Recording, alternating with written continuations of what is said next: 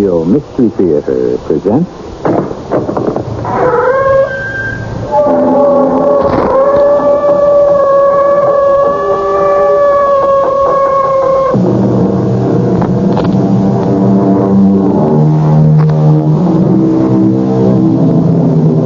Come in. Welcome. I'm E.G. Marshall. Chief among my duties is to find and offer to you, nicely wrapped in drama, the most mysterious, intriguing, and, yes, terrifying tales to be found. I've come up with one this time that deals with quite ordinary people to whom you'd never expect the extraordinary to happen. But it does. Oh, yes, it does. Are you perhaps just a little jealous, Mrs. Peterson, because I carry my years well? Oh, well enough preserved and pretty enough. It's just that Emery's not that kind of man. Oh, my dear Mrs. Peterson, the man doesn't live who isn't that kind of man. I would like to make a little wager. I'm not a betting woman, but I wouldn't be afraid to put some money on a proposition like that. Oh, Mrs. Peterson, you are a fool. You want to put your money where your big mouth is. You're really serious, aren't you? Well, it wouldn't be a matter of money. It would be something harder to come by than money.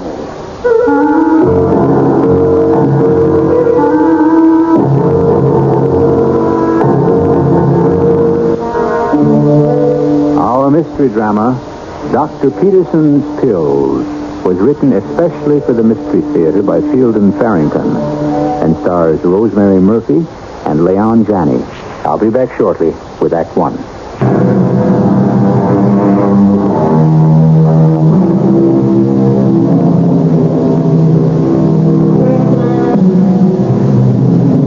Dr. Emery Peterson has devoted his entire professional life to the small town of Appleton.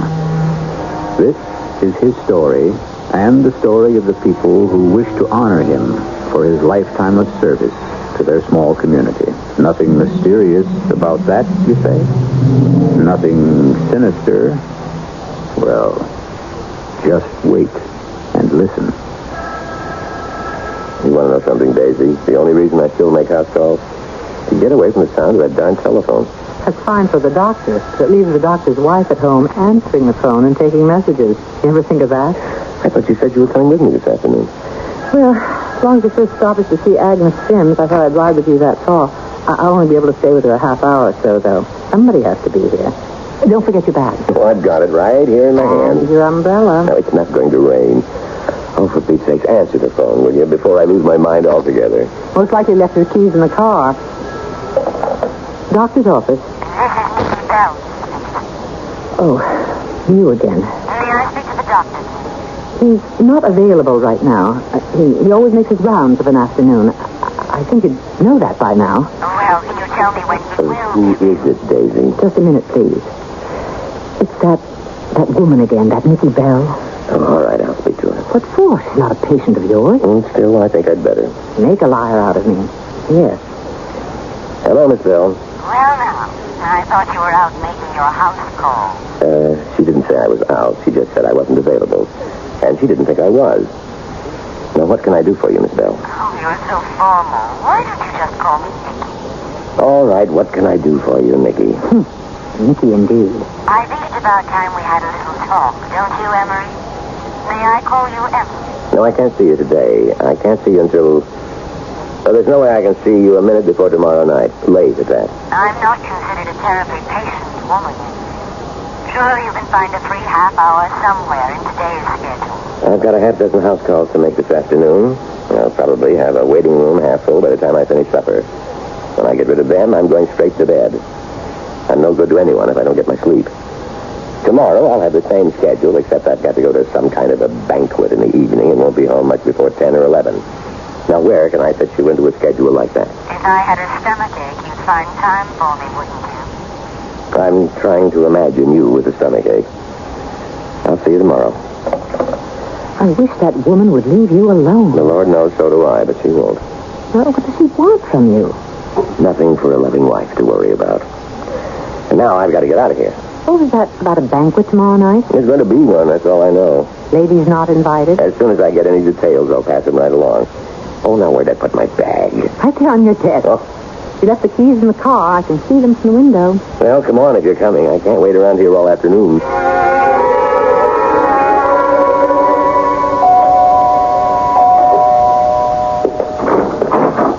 Oh, Emery. Yes. Emery, come on in. Agnes, here's the doctor. Brought Daisy along with him. Come on in, both of you. Daisy, how sweet of you to I come. can't stay but a little while. How are you feeling, Agnes? Better now? Oh, much better, yes.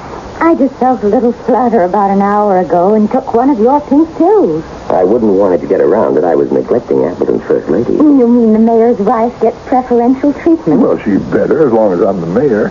Agnes, let me just listen to that heart of yours, huh?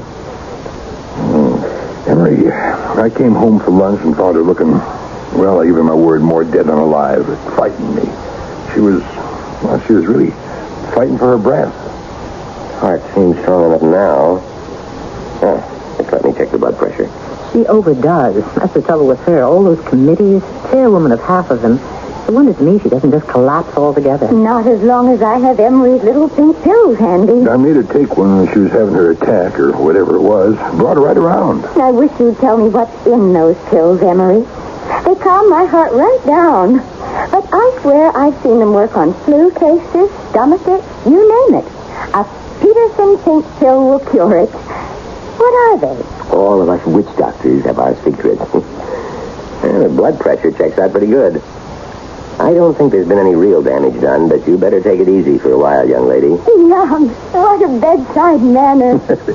Now, Emery, can I steal 5 minutes of your valuable time? Sure thing. You got a pain somewhere? No, nothing like that. I just want to tell you something you may not know, although I expect you do. Never saw the day this town would keep a secret from you. Well, people like to talk. It would be impolite of me not to listen. Much as you hate it. Hey, come on in the study, huh? Excuse us, ladies. Anything we can't hear you shouldn't say. Oh, go ahead. We'll be fine. No, we won't be more than a few minutes.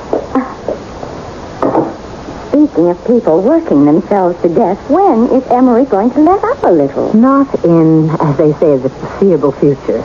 He ought to take better care of himself. If only for the sake of his patients. I don't know what this town would do without him. Well, I'm trying to get him to take some kind of a vacation this summer, but be the first one we've had in 5 years if I succeed. You know, there is something that's worrying me more than how hard Emery works. Oh, what's that? Well, there's this woman, calls herself Nikki Bell. Daisy, Emery and another woman? I don't believe it. Oh, not like that. Good heavens, no, nothing at all like that. Well, I'm glad to hear it. This is more like, I don't know, business, I guess. But it's the way she keeps after Emery. Every so often she comes to town and she just won't let up until she's had a long talk with Emery. About what? I don't know about what. They just sit in Emery's office and talk, and when she goes, Emery's always in such a foul mood I can hardly live with him. Nikki Bell, you said? I don't think I ever even heard anybody mention her name. No, she's from out of town somewhere. I can't get Emery to tell me anything about her, where she lives or anything else. Well, we've got a mystery right here in Appleton. Well, how long's it been going on, for heaven's sake? Oh, years and years. Started shortly after we came to Appleton. Well, you'd think Oliver would have said something to me about her. Unless he's never met her either. I doubt if he has. Nobody seems to have met her but just Emery and me, of course. Well, what does she look like? Well, kind of brittle. You know what I mean? Dressed fit to kill, always in the latest styles, but never extreme. Must spend a fortune on clothes. I must admit she hardly looks a day older than the first time I ever saw her. Well, if it was me, I wouldn't stand for it. If there was anything I could do to stop it, I'd do it. I think Emery'd put a stop to it himself if he was able to. Well, why wouldn't he be able to? You know, if there was anything at all in Emery's past that was in any way shady, I think he was being blackmailed. Oliver, what's on your mind? You know how long you've been our doctor here in Appleton? Well, let's see, it was 1951 when you hung out your shingle. You've been with us 25 years. 25 years tomorrow, if you want to know the exact date. Son of a gun, I wouldn't have believed it. Oh, now, don't tell me that's what the banquet's all about tomorrow night. Well, at least I didn't tell you the banquet was in your honor. You're right, though. It is. Now, there's no use everybody going to all that trouble. Now, I thought I better tell you the whole thing today, though. Be just like you to refuse to come if you didn't know it was in your honor. No, I was planning to be there. Everyone figures to be there about, 7:30. Have a drink or so, and then eat around 8.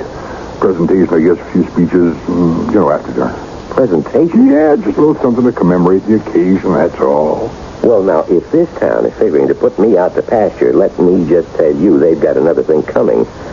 I've got just as much go in me as I ever had, and I don't... No, all right. Now, it's nothing like that. Maybe come your 50th anniversary, but not this time, Emery. Better not try. 25 years. Yeah. Figures to be all over around 10, would you say, tomorrow night to blow out? Yeah, about then, I'd guess, yeah. I got this person pestering me. Not a patient. I might as well see her tomorrow night and get it over with. Her? Oh, Daisy knows all about it. If she feels she's got no call to worry, I guess you don't need to either.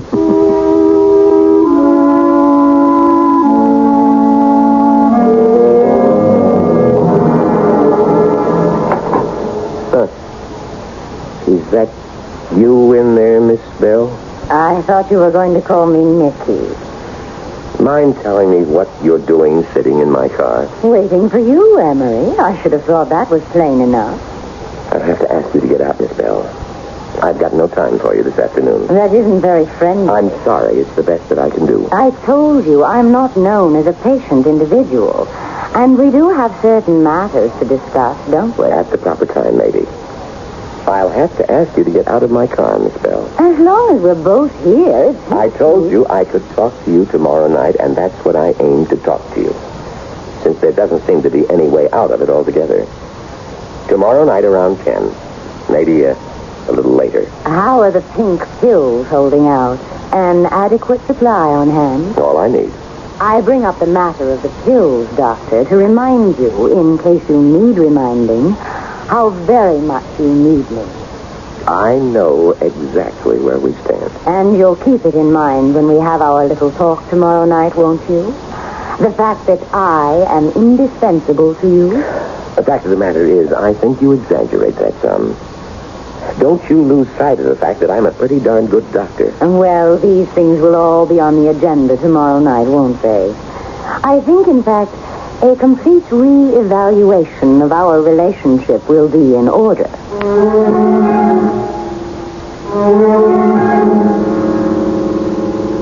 Everyone in Appleton is acquainted with everyone else.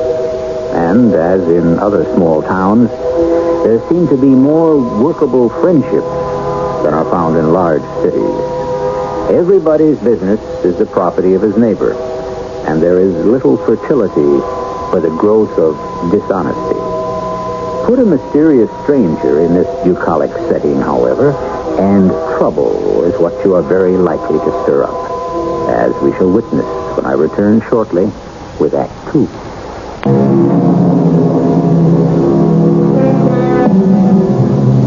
The country doctor, member of a dwindling breed, is a man who knows more secrets, perhaps, than any other person in his community. Go to your country doctor to have a wart removed, and you're very likely to have told him about the state of your financial affairs before you leave his office. Our old-fashioned general practitioner, Dr. Emery Peterson, is the receptacle of many confidences, but he keeps his own counsel. Even his best friend, Oliver Sims, Appleton's mayor, is not privy to the doctor's secrets. I don't understand it. Why does she have to change things around all the time to hide things? Agnes? Yes, Oliver? Where did you hide my good black socks? Well, they're right where you always keep them, as far as I know. I didn't mean for you to come and get them. Just tell me where they are. You're supposed to be resting. I'm not even tired. They're right here, Oliver. Well, that's my handkerchief drawer. And you keep your good black socks there, too. Oh, first I knew of it. You're dressing awfully early, aren't you? Didn't you say the banquet started at 7:30? Yeah, I thought I'd drive over and pick Emery up. I don't really trust him to attend a banquet, even in his honor, unless somebody sees to it personally that he gets there. Not a bad idea. Oliver, do you know a Nicky Bell? Nicky Bell? No, never heard of him. It's not a him, it's a her. Daisy says there's something going on between her and Emery. Emery Peterson? You've got to be kidding. Emery Peterson's the straightest husband I ever knew. Well, present company accepted. Well, it's not that kind of a thing. At least Daisy says it isn't. She's not sure Emery isn't being blackmailed. Well, that's almost as silly as the other. Emery never did anything he could be blackmailed for. I'd stake my life on that. Well, something strange is going on.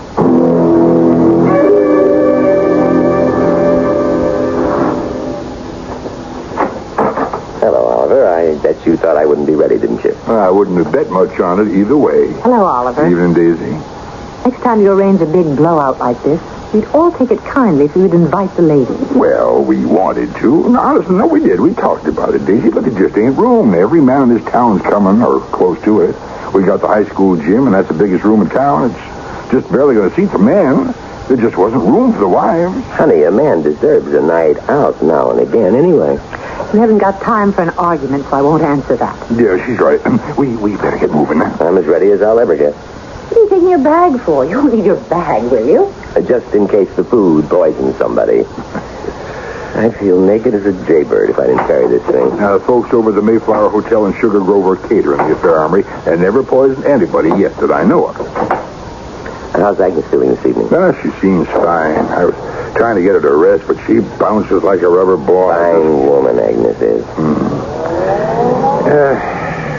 Remember, she was telling me a mighty odd thing just before I came over to pick you up. God? Yeah, about you. It's none of my business, of course. Said you was mixed up with some woman or other.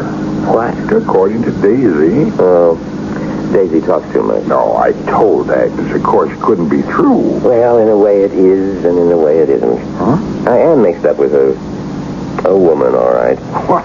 Yes, I was half planning on telling you about it tonight anyway. Well, I don't understand, of course, but if there's anything I can do to help... Now, I don't know if there is, but I do appreciate the offer. Well? I'll tell you all about it after the banquet's over. There's no use of going into it now.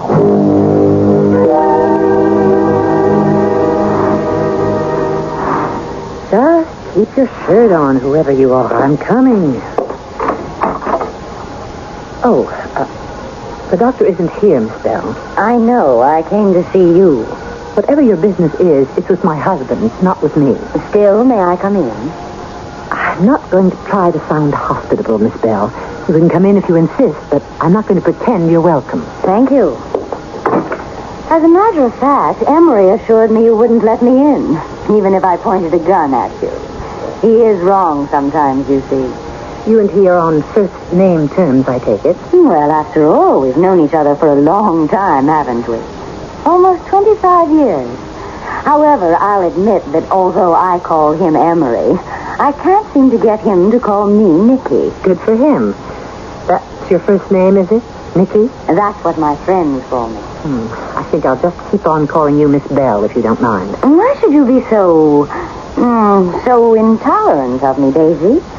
You don't even know me. Not well enough for you to call me Daisy, that's for sure. I'm sorry, Mrs. Peterson. What I mean is, all you know of me is that your husband and I have business to discuss from time to time. It's obvious he's never disclosed to you the nature of this business, so I don't understand why you should hate me as you do. I don't know, as you say, the nature of your business with the doctor. All I know is that after he's talked to you, he's always in such a terrible mood, he's hardly fit to live with. Are you perhaps just a little, jealous, Mrs. Peterson? I've no cause to be jealous. Emery's not that kind of a man. Oh, my dear Mrs. Peterson. The man doesn't live who isn't that kind of man. In the right hands, I mean. And you figure your hands would be the right hands? I hadn't actually given it any thought, but would you like to make a little wager? I'm not a betting woman, but I wouldn't be afraid to put some money on a proposition like that. Oh, Mrs. Peterson, you are a fool. You want to put your money where your big mouth is? You're really serious, aren't you? Well, it wouldn't be a matter of money. It would be something harder to come by than money. I advise you to think it over before you enter into it. I'm being friendly. I don't have to think anything over. I've got complete faith in Emery. What are the stakes? I'm not prepared to name them just now. You'll know at the proper time. But the wager is made. You agree to that, Mrs. Peterson? I've got complete faith in Emery.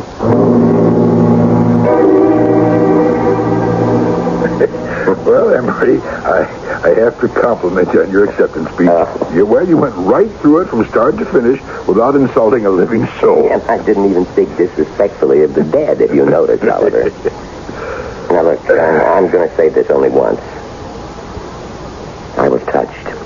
It really kind of got to me. Yeah, it was meant to. You want to come over to my place for a nightcap? No, you've got an appointment. You forget about that? No, I didn't. Fact of the matter is, I think it's about time you met this woman I'm mixed up with. Well, if you say so, of course. There's a thing I've been struggling with strictly on my own for a long time now, and I've just about decided it's time to let you and Daisy in on it.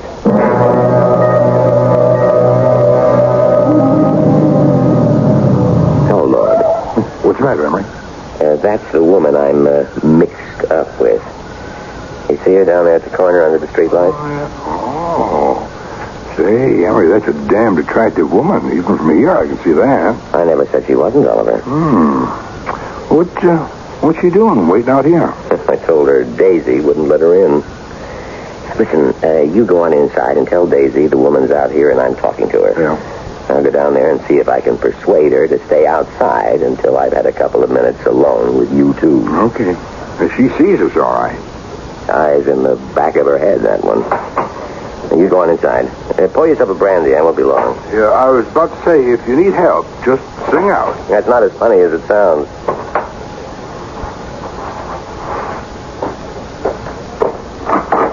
I saw the two of you drive up. Where's Emery gone? This person he has an appointment with was standing outside waiting down at the corner. I ordered her out of the house. She was in here? Yes. I'd like to know what they're talking about down there. Come on in, Oliver. Oh, thanks. Emery suggested I pour myself a brandy, and frankly, I could use it. Just go on in and help yourself. I'll be right with you. Wouldn't you like to have one with me? I was warming some milk for myself. Maybe I'll just put a drop of brandy in it. Seems like the kind of night when a person is justified. Miss Bell? Yes, I've been waiting for you, Emery.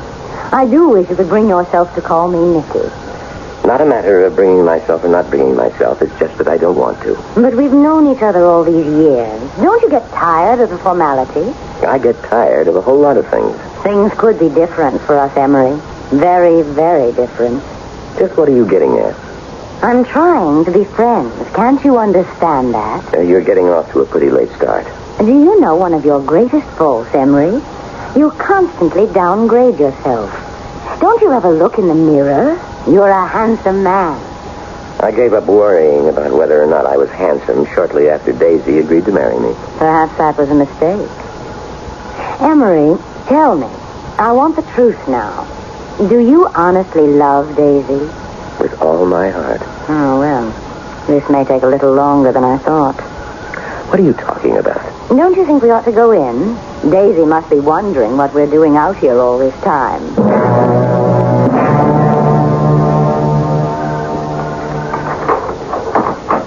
Daisy?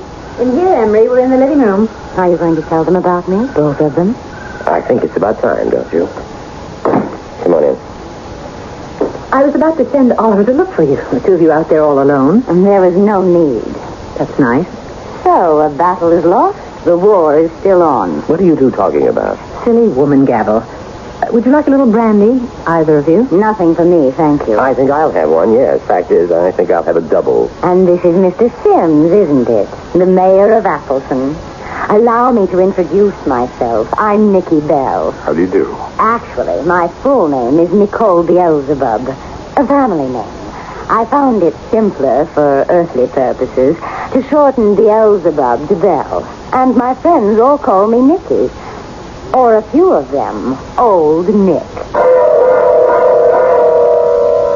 According to folklore, when the devil has business dealings with a mortal, the commodity in question is invariably the mortal's soul. And once an agreement with the devil is made, the mortal in question is lost.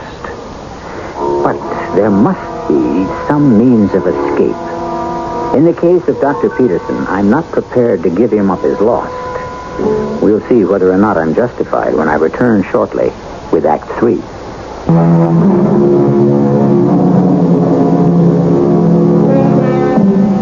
Dr. Emery Peterson, it is clear, has been trafficking with the devil. But the devil, a woman? Well, how often have you heard the expression, she-devil? And is the devil not reputed to have the ability to appear in many guises? Besides, considering the number of affairs in which the devil is interested, he must surely need assistance to handle those things to which he is unable to give his personal attention. Yes, my full name is Nicole Beelzebub. You are Beelzebub. I represent the central authority, yes. We have a large and complex organization. My territory is the eastern United States. I am kept busy. Wouldn't think she'd have time for a simple country doctor, would you? What we call the essence of a country doctor, a good old-fashioned one, is highly prized. In very short supply, too, I might add. Emery, how in the world did you ever get yourself into such a mess as this? Well, you know Dick Salisbury. It was when he had polio. Just a month or two after Daisy and I came to Appleton to live. Yeah? I'm not sure he wasn't my first patient. Your third, Emery. I remember it well. Anyway, I was going to lose him. I'd just come from the Salisbury place and was sitting in my office badly depressed. I said something like, I'd sell my soul to save that boy. I would sell my soul to the devil. Those were your exact words. Naturally, I came to call on you. Dick Salisbury was dying. What could I do? I wasn't even convinced at the time that she was what she is. She offered me Dickie's life and the lives of my other patients in Appleton for... How long was it, we said? We didn't set a definite period, Emery. My wording was very careful, I remember. This agreement to cover a reasonable span of years. Miss Bell, may I see the document, please? I'm Dr. Peterson's attorney. Oh, there is no document. We both remember the terms, and we both pledged our word. There is no written document? There never is in these matters, Mayor. You're thinking about the signing in blood and all that nonsense. Old wives' tales. She's right, Oliver. I pledged my word. Emery, maybe it'd be better if you let me handle this. Well, I guess it can't hurt. Now, Miss, whatever you call yourself, I'd like to explore the time element involved here. This agreement to cover a reasonable span of years, isn't that what you said? That was the wording of the agreement. Now, my client may have been willing to sign to agree to something as vague as that, but I find it much too vague. What do you consider a reasonable span of years? 25 was what I had in mind. 25? But that'd be... Well, that's practically right now. A month or so. I object. To whom, Mayor Sims? It's no good, Oliver. I agreed to her terms, and I've got to live up to my end of the bargain. There may be a way to negotiate an extension, however. Oh? On what terms? I should like to be alone with Emery for a short time, if you please. I think maybe you and Daisy better do as Miss Bell says and leave us alone together for a while. No, that woman is dangerous. Oh, don't I know it. All the same, Daisy, I do... Don't you trust your husband, Mrs. Peterson? All right. You just be careful, Emery. That's all I've got to say. Just you be very careful. Let's go, Daisy. But we'll be right out here in the hallway if you need us, Emery. I'll remember that. You don't want to give up your soul so soon, do you, Emery? It would be just under 2 months. Of course I don't want to. What would the terms of the compromise be? Well, to start with, you might try to be a little nice to me. You don't find me totally unattractive, do you, Emery? As a woman... What's that got to do with the matter at hand? A great deal. I could allow you another 10, maybe another 20 years even. But we would have to see a great deal more of each other. Our relationship would be greatly changed. Changed how, Miss Bell? Well, for one thing, you'd certainly have to start calling me Nicky. And for another, well, I'm not accustomed to taking the lead in these matters, Emery. Would making love to me be such a bad thing? Are you suggesting that we have some kind of an affair, Miss Bell? Since you were too shy to make the suggestion, yes. I wasn't too shy. It just never occurred to me. Well, now that it has, I wasn't brought up quite the way you must have been. I'm happy with Daisy. for 20 more years of life, useful life, Emery, you'd better think it over. When it involves making Daisy unhappy, I don't have to think it over any longer than I already have. I thank you for the offer, but I find I must decline. And now, if that's all, I'll just call Daisy and Oliver back in. Not yet. I'm not through. That's most likely for me. All right. But this isn't the last of it. You have another month or so to think it over. I won't need them, Miss Bell. Daisy, was that for me, the phone? It was Agnes, Emery. She's had another attack, I think. Oh. She sounded just awful, like she could hardly get her breath at all. Get in my bag, please. It's right here. Oliver will drive you over, and I'll come over a little later in our car. Oliver's waiting out there now. All right, I'll see you later, Daisy. Wait a minute. We haven't finished our talk. For right now, we sure have, Miss Bell. Your precious pink pills won't work anymore. Do you hear me, Emery? They won't work anymore. They won't help anybody anymore. Was it you made the pink pills? Is that why he agreed to make a deal with you? That part of it is off as of now, until he sees his way clear to abiding by my terms.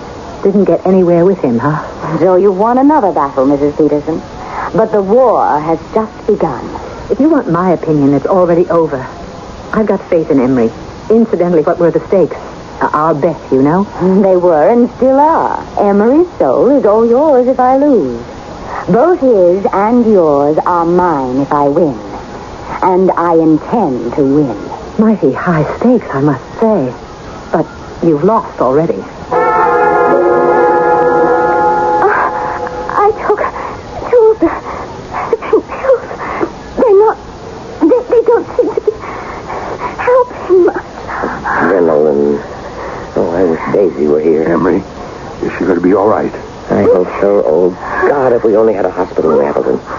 She needs to be in a coronary care unit right now. Well, shall we get her into Bangor? That's the closest hospital, isn't it? I don't want to move her that far. Well, that woman said the pink pills won't work anymore. And they're not working. All right, I'll have to ask you to leave me alone with my patient, Oliver. I'm going to see what I can do with God's help.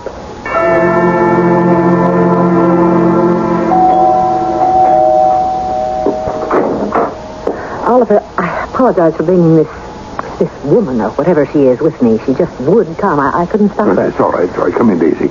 You two, I suppose, Miss Bell. How's Agnes?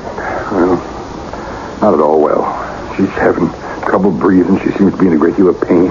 Can I see her? Well, he sent me out of the room, but just before that he said he wished you were here, so I guess it might be a good idea for you to go on in at that. I think I'd like to see her, too. No, you stay out of that room. Oh, well, if you feel so strongly about it. I wish you'd just go away and leave all of us alone, you she-devil. I'm too much of a lady to say what I'm thinking. I'll just go on in and see if I can help Emery. I wouldn't have done her any harm, you know, if I'd gone in to see her. Listen, could you still make those pink pills of Emery's work? Yes, I suppose I still could. Then please do. Well, in my business, you know, we never give anything away. There'd be a price. Anything. Anything I own. Everything. I'd only be interested in the one thing, Mr. Sims. Your material possessions don't tempt me. I'd want your soul. Well, can you tell? Do you think my wife is going to die? I wouldn't be at all surprised. Oh. Did you feel a chill? No. She wouldn't want me to buy her life that way, I know, but if... It's freezing in this house. Don't you have any heat? Well, Miss Bell, it's summertime. It isn't cold in here at all. If anything, it's too warm. Freezing? I think somebody's praying in this house. Praying. Does that make you feel cold? Stop it. Stop it, will you? If it makes Agnes well, if you'll make those pills of Emery's work again, I'll ask whoever it is to stop praying. Oh, that's better. It's stopped now. Emery's going to stay in there with her for a while, but he says she'll be all right now. I mean, the worst of it is over now. She's breathing all right. There doesn't seem to be any more pain. Oh, thank God. That's exactly who you have to thank. Not her. Can you be sure of that? Yes, I can. I am. Mr. Sims and I made a deal not 2 minutes ago. I was to make those pink pills work again, and he was... No. We made no deal, Miss Bell. I don't like the way you conduct business. Well, maybe we hadn't quite completed negotiations, but we had an understanding, and it seems to me... She's resting now. She's sleeping naturally. Thank you, Emery. I think I'll stick around for the rest of the night just in case she needs me. But she's going to be all right. Oh, that's very good of you. Miss Bell, I did that in there without your help. Agnes Sims is still alive, and you had nothing whatever to do with it. I don't need you anymore. An agreement is an agreement. You're not going to wriggle out of it now. You made a bargain with me, and I expect you to live up to your end of it. Oh, yes. Yes, I'll do that. I'm not trying to get out of it. Oliver, I'm going to arrange for an ambulance from Bangor to pick Agnes up tomorrow and take her back there to the hospital. They have an excellent cardiologist on the staff over there, Dr. Benson. Fine man. I'll turn all of Agnes's records over to him, and he can take it from there. But I don't want you off the case. Well, you see, it may take Agnes a long time to get completely back on her feet. A good long time. And I won't be available after a month or so. Emery? Well, whatever you think of Miss Bell and the outfit she represents, she's right when she said I made a deal with her. Whatever else we may have against her, she did live up to her end of the bargain. Now I expect to live up to mine. Emery, I'll give you one last chance. 20 more years. You don't have to stay here in this little backwater place if you don't want to. I'll take you to New York. I'll make you the most important doctor in the city, in the world. You can have literally anything you want. I want to live out the rest of my days here in Appleton with Daisy and my friends. Emery, you say you made a deal with this woman, but I don't think the agreement was valid to begin with. It was valid in every way. Well, I'm sure, the way you describe your organization, that you must have a superior, someone you're answerable to? Yes, my uncle. Uh-huh. And the purpose of your organization is to promote what we mortals call evil. Is that right? That's essentially true, yes. And what happens to one of your co-workers if he or she is found guilty of promoting just the reverse? Good instead of evil? That's what I mean, yes. It's never happened as far as I know. Well, what if it did? He'd be in trouble, I should imagine. What has all this to do with the case of Dr. Peterson? Just this. You've been guilty of promoting nothing but good in the town of Appleton for 25 years, thanks to your efforts. Hundreds of people in Appleton are alive and well today who might otherwise have been dead or invalided years ago. What would your uncle say to that? Oh, that's ridiculous. Why, Miss Bell, you've been a real benefactor to the town of Appleton. Don't use that word. Benefactor?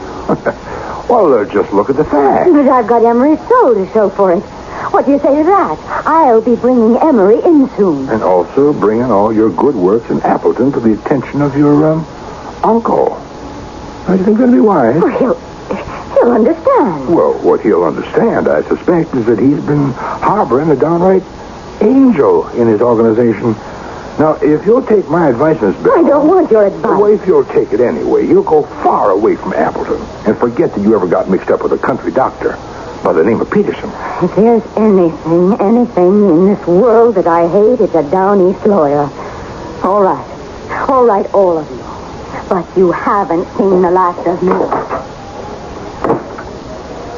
She'd already lost anyway. Emery's soul and mine, too. The minute Emery refused to go off to New York with her, she lost.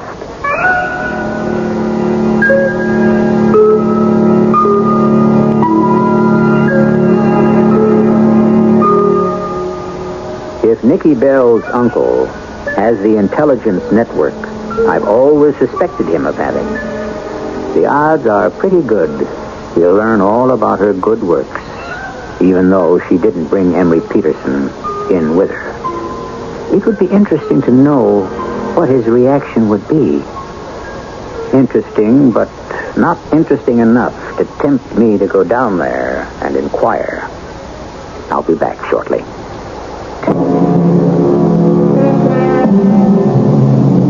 Dr. Emery Peterson is still a highly respected citizen of Appleton, alive, well, and crotchety as ever. He still prescribes pink pills for many of his patients' ailments, and finds that even though they're made of nothing more curative than good down-east maple sugar, they work very well. Our cast included Leon Janney, Rosemary Murphy, Joe Silver, and Catherine Byers. The entire production was under the direction of Hyman Brown. This is E.G. Marshall inviting you to return to our Mystery Theater for another adventure in the macabre. Until next time, pleasant dreams.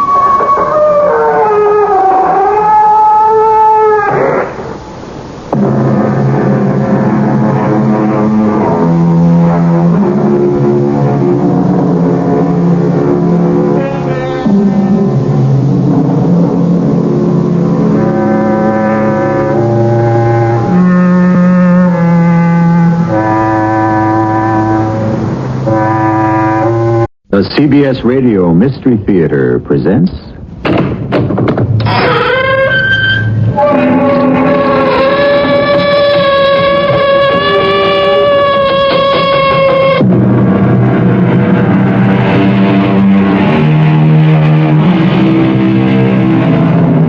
Come in. Welcome. I'm E.G. Marshall. Strong is the soul, and wise and beautiful. The seeds of godlike power are in us still. Gods we are, gods, saints, heroes, if we will. If we will. Oh, what an infinity of possibilities. A cat may look at a queen, said Mr. John Haywood, but, according to Mr. Matthew Arnold, a cat may aspire to become a king. All it takes is a great deal of willpower and a little bit of luck. Or is it the other way around? Bartender, I'll have a drink. Yes, sir. Yes, sir. Don't shoot. Don't shoot? If you're going to kill me, but don't make fun of me. Well, why should I kill you? I don't know. Why did you kill 100 other men? Maybe you just enjoy it. Do you know who I am? You're Black Eagle. Black Eagle? Yes, Black Eagle, the greatest desperado in the history of the West. Oh, please don't kill me. Wow. What do you know about that?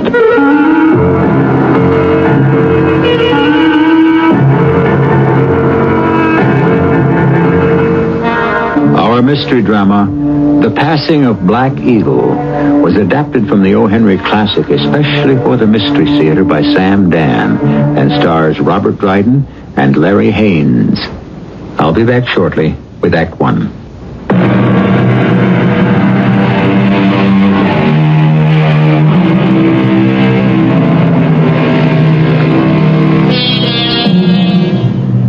Throughout the entire year of 1905, a certain grim bandit infested most of the southern part of Texas along the Rio Grande River.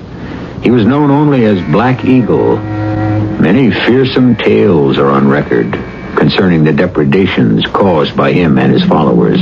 Then suddenly, within the space of a single minute, Black Eagle vanished. He was never seen or heard of again. The border ranches and settlements lived in terror that he would come once more to ride and ravage. But he never will. Who says so? Why, O. Henry says so. And why is O. Henry so sure? The reason I say so? Well, it's because Black Eagle's my character. Well, not really. I must be truthful. He wasn't originally my character, but I bought him fair and square from the man who invented him, a man named Chicken. I first met Chicken on Herald Square in New York City, where he was hard at work. His job? Panhandling. Good afternoon, sir. Could you spare a thirsty individual the price of a glass of whiskey? A glass of whiskey? Well, a small glass. At least you're honest. Wouldn't you be better off if you cut out the booze? Oh, why would I be better off? Because you could make something of yourself. Oh, well, sir, I think I have made something of myself. Yes? What? I'm the best panhandler on Herald Square. I'll go further. I'm the best panhandler south of 42nd Street. Is that something to be proud of? Sir, there are 4 million so-called human beings breathing the air above this particular city. How many of them can say they're the best at anything? Are you the best in what you do? Well, I'm trying to be. Well, that's my point. You're still trying. I've already arrived. What's your name? Chicken. Why chicken? Oh, I suppose it's because I look like a chicken. Sir, we have palavered and chewed the fat, as it were, long enough. Can I have 10 cents for a glass of whiskey? I can't afford non-revenue conversation. I've got my reputation to consider. Well, you won't get a very good glass of whiskey for 10 cents. No, there's no such thing as bad whiskey. Yeah, but that stuff will ruin you. Oh, no, sir, that stuff saves me. Saves you? Yes, sir, because it reminds me who I am. And who are you? Chicken. Chicken, the panhandler. Nothing more, nothing less. I cut out the 10-cent whiskey once, and you know what it gave me? Delusions of grandeur. You see, I'm not like other people. Most folks get drunk when they drink. I get drunk when I'm sober. Do you follow this? Well, I'm managing to hang on, barely. When I'm sober, I'm drunk with power. Why, last year, if I stayed sober, do you know where I'd be now? No. Well, I'd be dead or alive. And either way, I'd be the most feared outlaw in Texas. Is that a fact? Now, don't tell me you never heard of Black Eagle. Breeze there a man who reads the tabloids and has never heard of Black Eagle? Yeah, but what has Black Eagle got to do with you? I am Black Eagle. You're Black Eagle? I'm Black Eagle. But Black Eagle disappeared from the face of the earth. I'm Black Eagle. Black Eagle's dead. I'm Black Eagle. Well, how can you be Black Eagle? Oh, no. I can't give that away for the price of a drink. How about a drink and a dinner? Sir, you struck a nerve.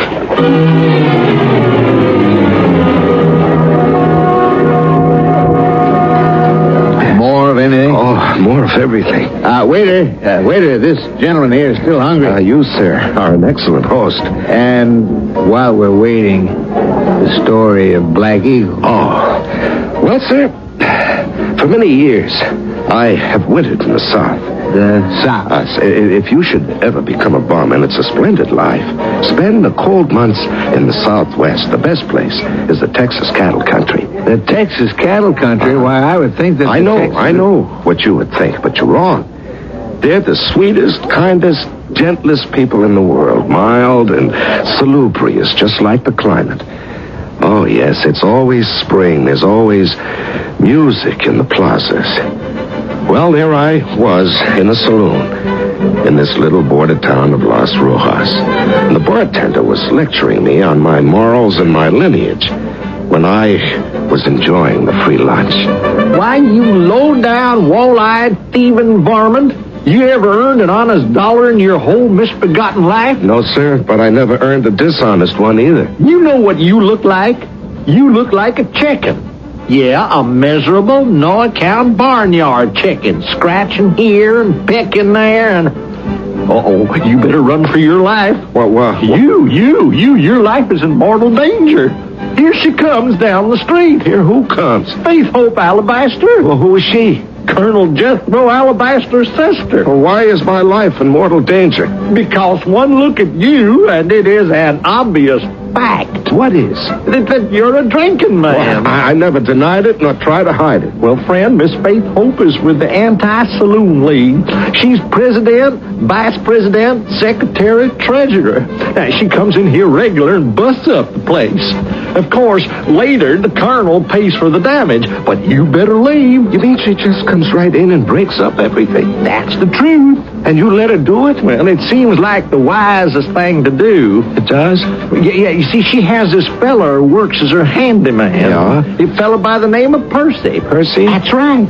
And if anybody interfered with her, why, Percy wouldn't like it.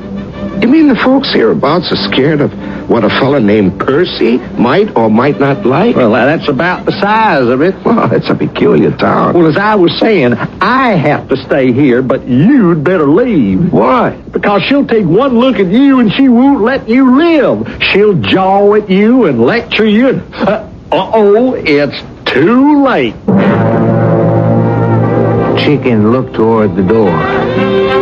There was a woman, about middle-aged, Skinny, scrawny, about 5 feet tall, a hammer in her hand and fire in her eye. And in back of her, a man so tall he could have pulled the ears off a giraffe. So wide he had to edge in sideways through the double doors of the saloon, and so heavy the floor seemed to sag beneath his feet. Wait here, Percy. Our work shall be done in a moment. Good morning, Miss Faith Hope. What a good morning it would be if you were prevented from pouring your poison freely down the throats of the unsuspecting. Now, Miss Faith Hope, a man's entitled to his bit of relaxation and balm. Balm! The devil's brew you peddle here is balm for the everlasting fires of Hades. Now, Miss Faith... This foul elixir must be destroyed. Oh, please don't bust me up today. It's payday, and the boys will be in from all the ranches, and if they don't have their liquid refreshment, they'll be powerful mad. These are the waters of Sodom and Gomorrah. They must be destroyed. Well, couldn't you do it tomorrow? I mean, that's my slowest day, and... Now! Please! Now! Now or never! We must strike now or be lost forever. Oh, Miss Faith Hope! Do not send to ask for whom the bell tolls. It tolls for thee. Oh, ma'am. You never heard the proverb, waste not, want not. Break, you evil glass, and so may Satan's hold be broken from the earth. Every single obscene vassal of evil. All right, Miss Faith Hope. I would say that you got the lot. None, not one, shall escape me. I shall seek them out and destroy them to the last. Well, I'd say you done it this time. What is it, Percy? Oh, is that a fact? You there, you. Me? Yes, you. You put a bottle away in your shirt.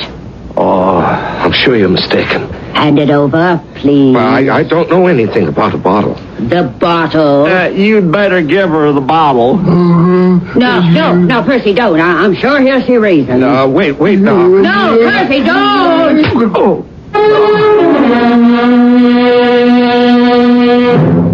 Oh, Mother, I drank all my milk, and I don't feel any stronger. I still look like a chicken. I do, Mother, I do.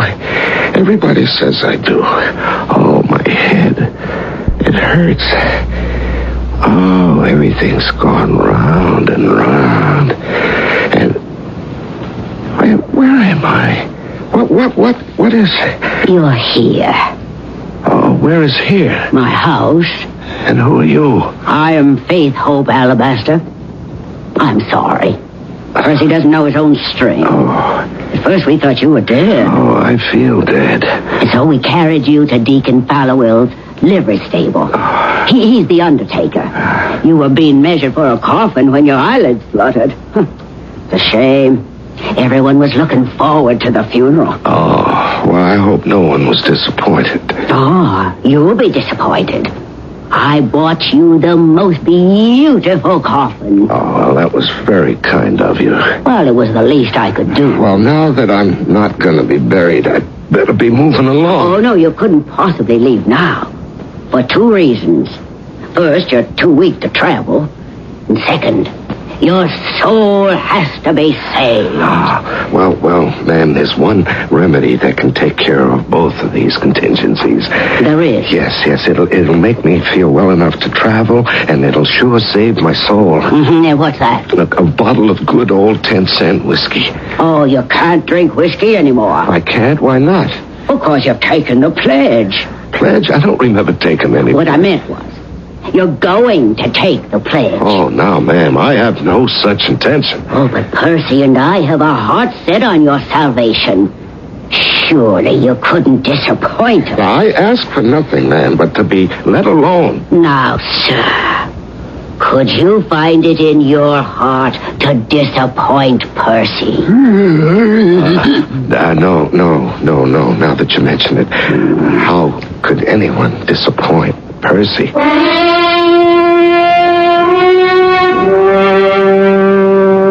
Well, how How do we feel this morning? I don't know how we feel. I feel like dying. Oh, that doesn't last long. Tell me, why do you drink? Well, you don't have to tell me. You drink because everybody calls you chicken. Oh, people call me chicken because I look like a chicken. No, you don't look like a chicken. I don't? What do I look like? Well, you look like a bird. A bird? Is that better? Oh, yes. Because even if you do look like a bird, it doesn't mean you have to look like a chicken. Or you could also look like an eagle. An eagle? Would you like to look like an eagle? Well, it's better than looking like a chicken. But if you do what I tell you, you're going to remind people of an eagle. A mighty eagle that soars above the mundane concerns of the earth. An eagle, the ruler of the skies and all he surveys. An eagle, the loftiest work of the Creator. What do I have to do? Oh, it's very simple. You must never take another drink of that cheap, terrible... Oh, no. Percy, you think you might be able to convince him? All right. I'm convinced. I am convinced.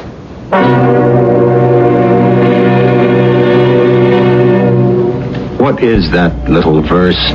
A man convinced against his will must remain a doubter still.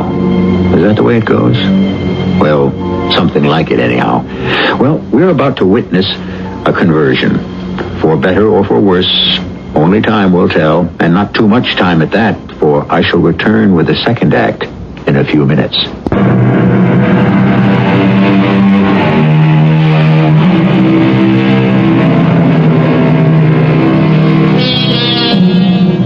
We're listening to an O. Henry yarn called The Passing of Black Eagle. And although we have a fairly good idea who Black Eagle is going to be, so far we have not seen him in action. And already there may be some grumbling out there. How do we propose to transform this rather amiable hobo chicken into the ruthless, homicidal Black Eagle? Well, just remember, us poets, we have licenses. What do I have to do to become an eagle? You must take the pledge. The pledge? Mm-hmm. Oh, I took the pledge maybe 25, 30 times. It never made me become anything but thirsty. Oh, but this time, you must take the pledge and mean it. Percy shall see to it that you keep it.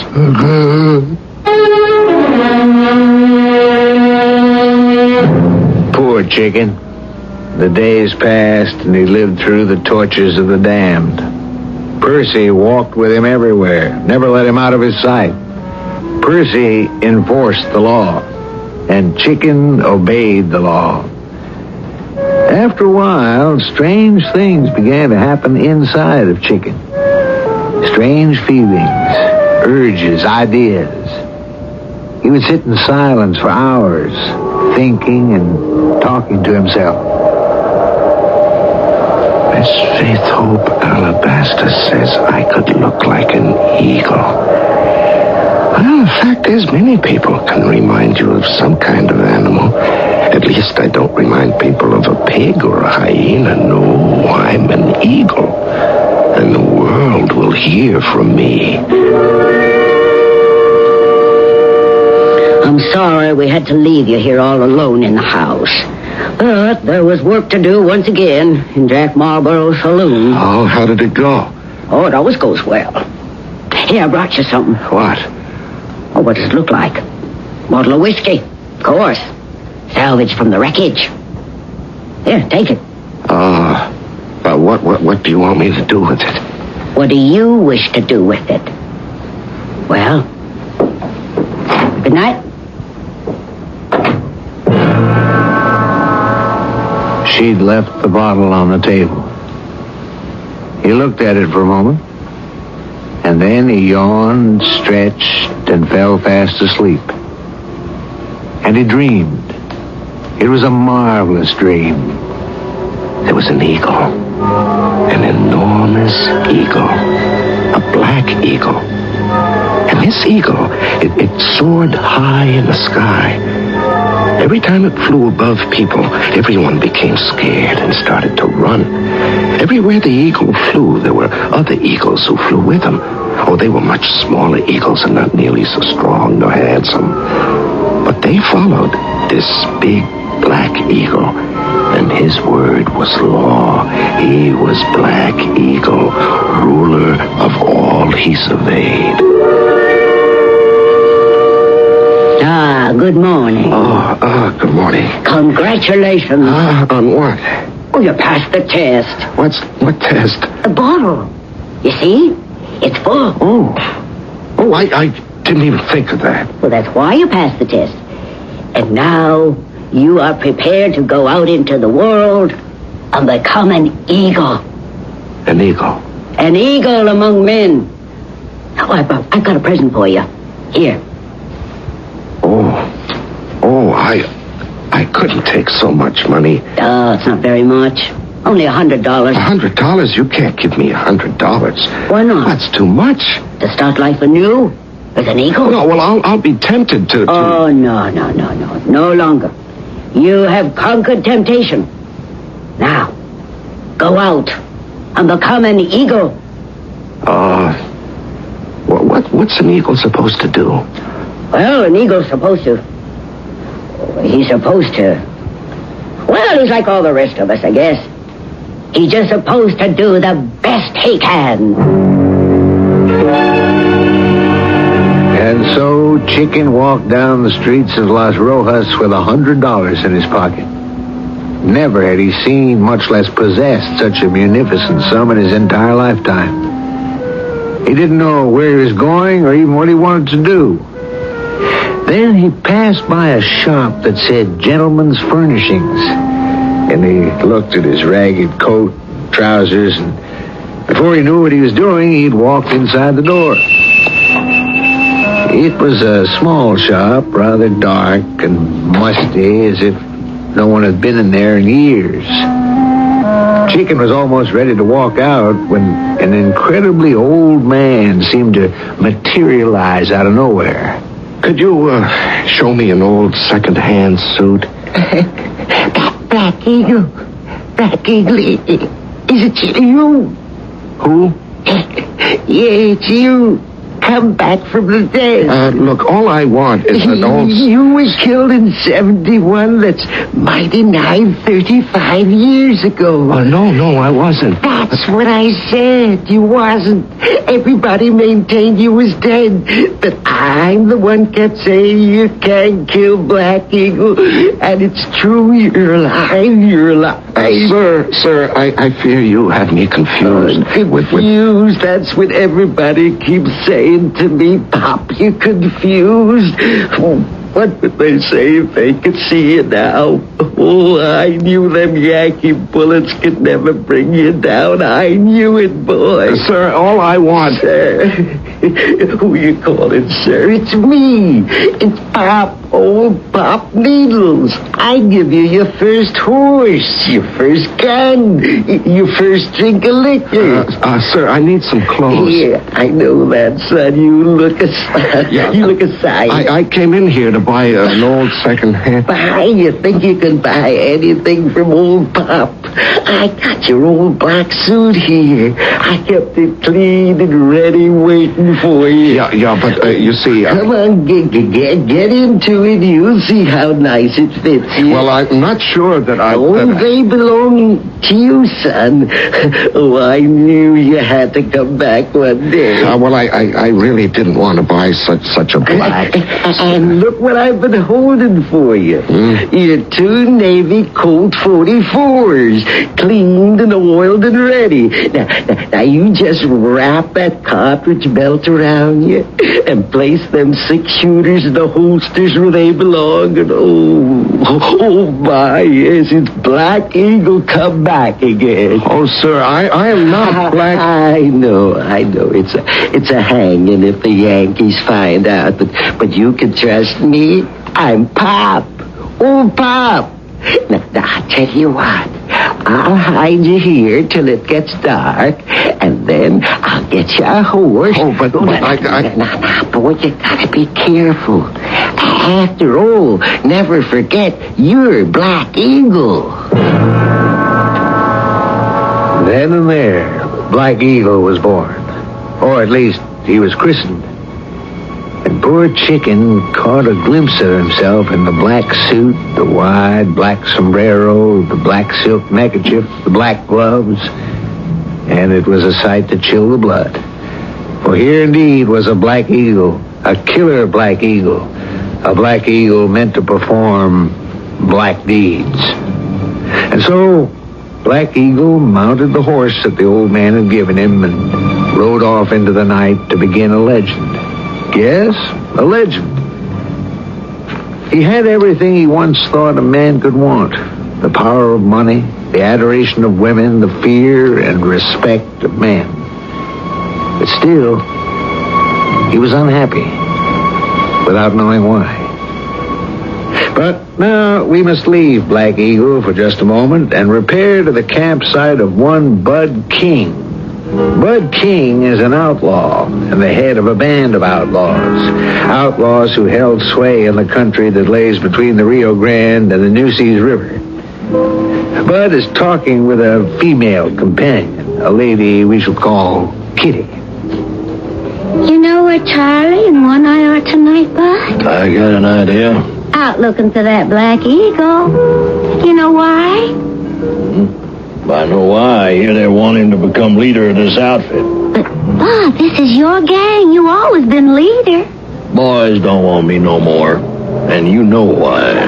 Talk is, you're getting scared. No, I'm not getting scared. I'm getting smart. But staying holed up like this all the time ain't making the boys any money. Now, we gotta keep out of sight, Kitty, for a while. Why? Now, this Black Eagle, he's kicking up such a fuss around here that Captain Sam Kinney's Ranger Company is heading here to put a stop to him. Now, if they see signs of us, well, what I'm doing is saving the boys from being shot up or sent to the chain gang. And for that, they say I turn yellow. The boys still want Black Eagle. Black Eagle. Nobody stops to ask who's Black Eagle. Now, what we have here is some rustler who was supposed to be shot and killed 35 or 40 years ago. And come back from the dead. Nobody comes back from the dead. Well, but people say If something's impossible, does it matter how many people say it? Then maybe he wasn't killed in the first place. Well, now that makes more sense. Well. But you can still shoot holes in it. Now, if he wasn't killed then, today he'd be at least 65, 70, maybe, well, even 80 years old. No, he can't be. The folks who've seen him say he's about 35. Maybe 40. So, he's just someone who people think is Black Eagle. Oh, it's that name. That awful name that scares them. Oh, it's more than just the name, Bud. He's got the quickest, straightest gun in the West. Except he ain't never smoked no one with it yet. And he's supposed to have killed at least 100 men. That was the old Black Eagle. The one we both agree don't exist no more. Now, from all we heard, this one ain't fired one single shot yet. Now, don't that strike you as kind of funny? I don't know. Should it? Well, a man wants to keep a reputation as a fast gun. He's got to keep shooting. But maybe everybody's scared to try him. It don't matter. Now, all your fast guns like to shoot. And they find ways of getting people to draw on them. Now, that's the thing about this here Black Eagle. What is? I think maybe I'm going to try him. Now that's what every story needs. Antagonists locked in a struggle for high stakes. And that's just what our story has picked up. Bud King. No living legend he, just a journeyman outlaw. Does he sense what we already know? That the fabulous bad man who has been terrorizing the border is only a chicken in eagle's feathers? The showdown will occur in Act 3 in just a few minutes.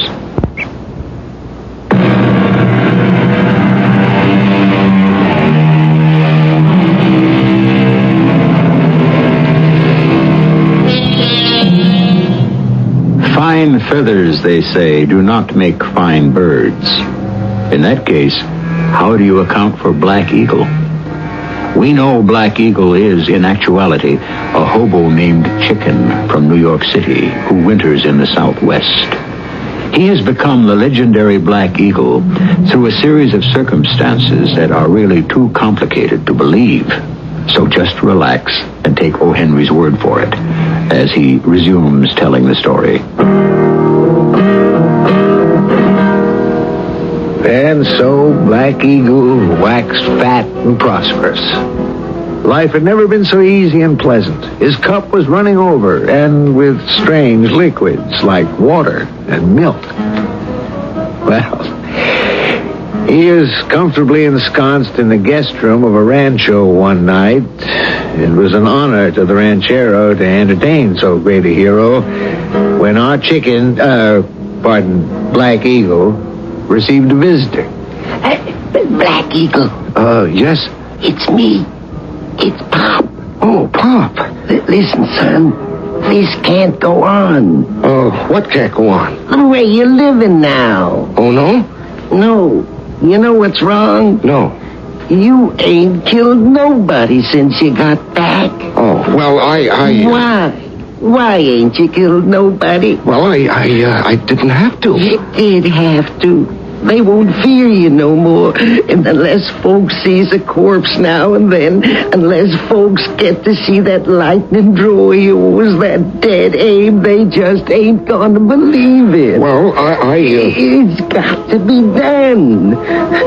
When was the last trade robbery you pulled off? Well, I can tell you, I was there. It was 1871, the year you was killed. That's how long ago it was. Yeah, well, why do I have to do...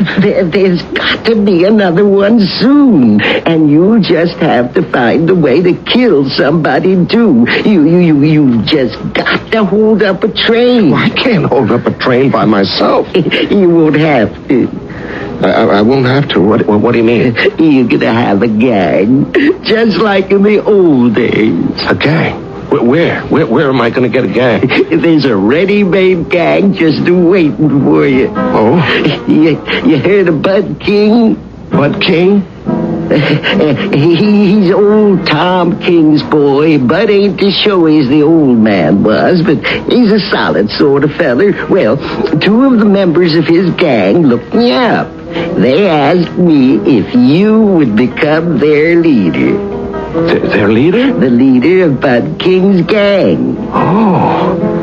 Well, will Bud King like that? Bud King will have to love it. Yeah, but still... Unless he wants a showdown, but I don't see the likes of him taking you out. Well, yeah, well, even so... The boys want you as a leader, and you know why? Why? Because you're the best trade robber in the Southwest. Oh, well, Pop, listen, I'm out of practice, see? I'll come back to you. I'll give you a hand. Now, I studied out the whole thing for you. There's a little station on a IG and N tracks at a town named Espina, about 40 miles north of Laredo. Now follow this. Now, Pop, listen to me. All the countryside for miles is wild, unsettled. Now, the station's just a little house where the agent lives. The train stops there for 1 minute. Yeah, but Pop, listen to me. It's just as easy as eating apple pie. Now, that's where you jump it. She combines passenger and freight. There'll be 4 passenger cars, the mail car, and a string of freights and back. Now, you just wait for her to stop. Jump the mail car, and you got yourself $1 million. Well, Pop... $1 million. Yeah, I know, Pop, but I just can't see my way clear to... But King's boys are outside waiting for you to go back with Yeah, them. well, I'm trying to tell you, Pop, I just don't think I better do it. You can't turn those fellers down. You just can't. Why not? Because they'll think you're chicken. Well, I can't help what people think. You know what this means? The word will get out. What word? The word that Black Eagle has lost his nerve. Oh, now, Pop, this is the year 1905. You can't hold up trains The word anymore. will go out that Black Eagle is a slipping. Well, Pop, I just can't. Now everybody's gonna try you. Every wet behind the ears punk is gonna look for immortality is now gonna challenge you to draw. You'll be reaching for the holster day and night. Well, therefore, son, you best pay attention so's I can tell you exactly how to hold up that train. And suddenly, Black Eagle was aware of a sinking feeling, as the saying goes, in his chest. It had been easy and comfortable to wear the clothes of Black Eagle, but to become Black Eagle was now, as another saying goes, a horse of a different color. And so, he returned with Gotcha Rogers and Bronco Charlie, 2 members of Bud King's gang. When he arrived, Bud King himself greeted him politely. Boys tell me you got a plan for taking the train. Well, since it's your plan, why, you're the leader of the gang. Oh, I wouldn't want... When's it set for? The sooner the better. Any objections tomorrow night? I think we ought to... Excuse me, you had a long ride getting here. Now, I'm sure you must be plumb tuckered out. Now, why don't you get some shut-eye? Now, we're going to have a long, hard day tomorrow. Now, the boys and me was talking over your plan for robbing the train, Black Eagle. And we think you should be the one to hold up the express car. Me? Well, sure. Well, I thought I'd be up front taking care of the engineer. Well, you being the leader now, you wouldn't want somebody else to take the express responsibility, would you? Well, of course not. It's now the heart of the job. There's only one guard in the express car. Now, he's got a shotgun. But that shouldn't bother you. You can just shoot it out of his hand. That's what they say you used to do. Yeah, but... So it's all set then, right? Now, you're going to take on the express car. And after you get all that taken care of, the rest of us move in. And there he was, at the head of a column of mounted desperados. Our own chicken, or Black Eagle, if you will. Suddenly, for the first time, he became conscious of a great weight around his waist. For the first time, he realized what it was. The 2 heavy holsters with the Navy Colt revolvers. Till now, he had worn them as mere decoration, but now he realized that these were guns and bullets, and they were used to kill people. He'd never held a gun in his hand, much less fired it. The night's so dark, we won't be able to see you from here. Now, you'll have to fire 3 shots to let us know to go ahead with it. Go ahead with it? Why, sure.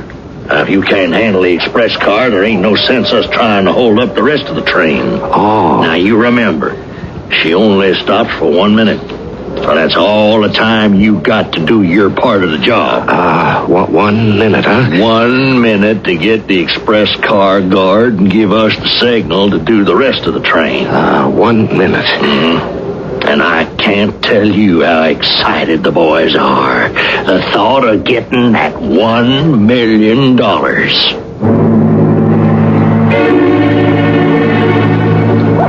Eagle? What? Oh, Black Eagle? Who's that? Oh, it's only me, Kitty. Oh, Kitty. I know I'm supposed to be up ahead near the station. Yeah? But I'm on my errand of mercy rounds. What's that? Oh, that's what Bud calls it. You see, he don't allow no drinking while there's a job to be done. But everybody needs just a little bit of a lift. So I got this bottle, and I make sure everybody gets one little drink. Oh. So here, take yours. No, I better not. You better not? No. Why, I heard the Black Eagle's the hardest drinking man north of the border. Well, Of course, maybe you don't need one. All you're going to do is hold up the express car. There's nothing to do. That shotgun guard will take one look at you and just drop his weapon and beg for his life. Who wants to fight with Black Eagle? Yeah, then everything's going to be all right. That's right. One look. Let's drink to that. No, I better not, no. You know, I go for you, Black Eagle. Huh? And after you kill Bud... After I what? Kill Bud.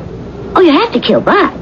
He'll have to draw on you. He don't want to give up his job. Well, Well, why do we waste time talking? The train will be here soon. Come on, let's have that little drink. Oh, but, One little drink. And one little kiss. Oh. Is that so hard to take? Well... Another little kiss. Another little drink. Well, I really shouldn't be. And again. And again. And one more time.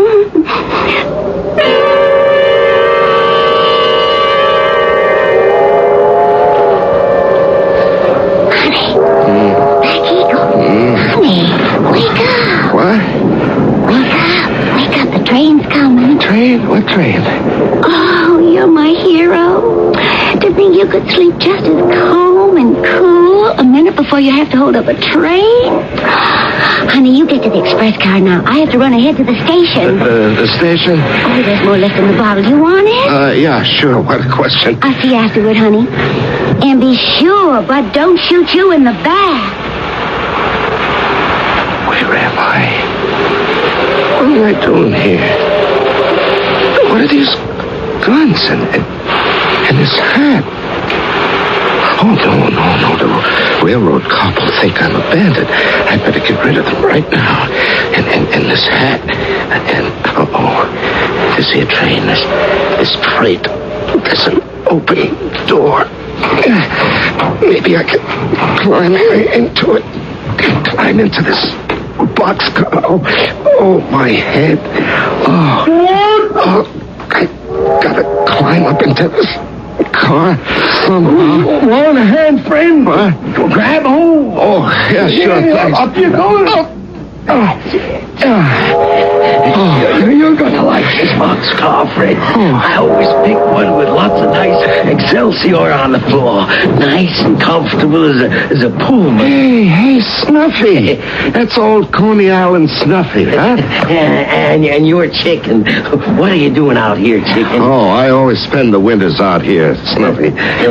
You sound happy and content. Would you just happen to have some of that elixir of joy in your possession? Am I ever without it, Snuffy?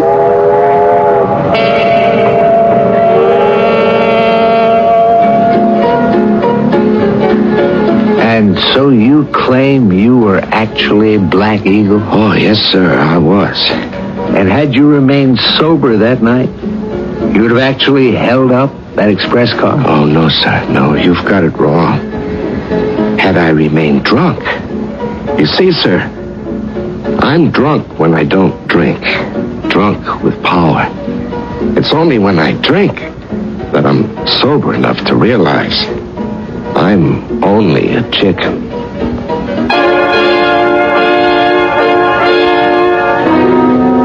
And there the matter must rest.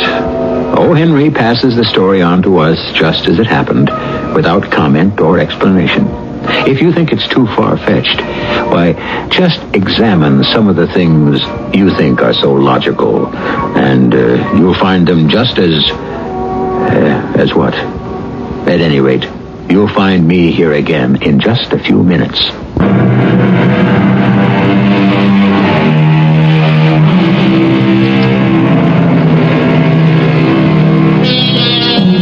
Man was made to dream, and one of the world's greatest dreamers, Mr. O. Henry himself, busied himself with the stuff of those dreams, and he found what we know to be true, that dreams need something or someone to set them in motion.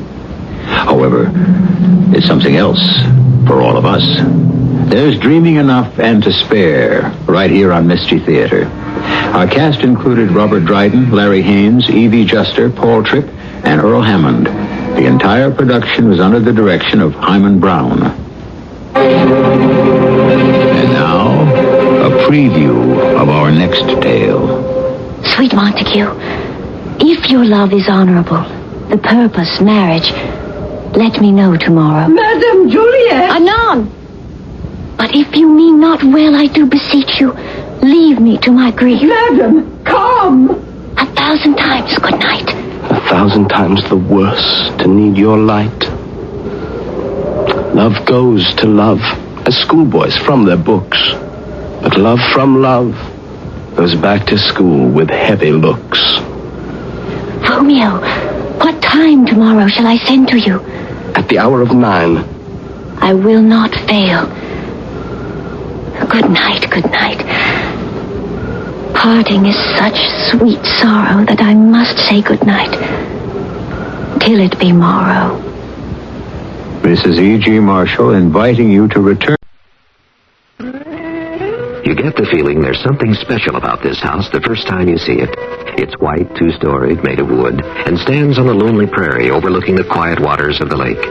Meadowlarks warble near the neat white picket fence. From the home's frontier look, you sense someone pretty important must have lived here. For it's quite a ranch.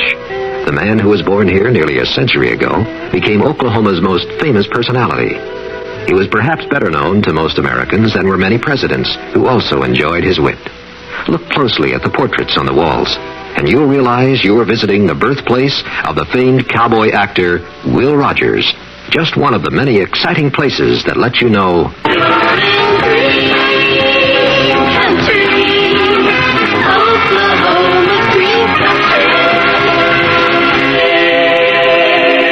Stay close this year. Visit Green Country for free tour guide. Write Green Country, Box P, Bartlesville, Oklahoma. The CBS Radio Mystery Theater presents...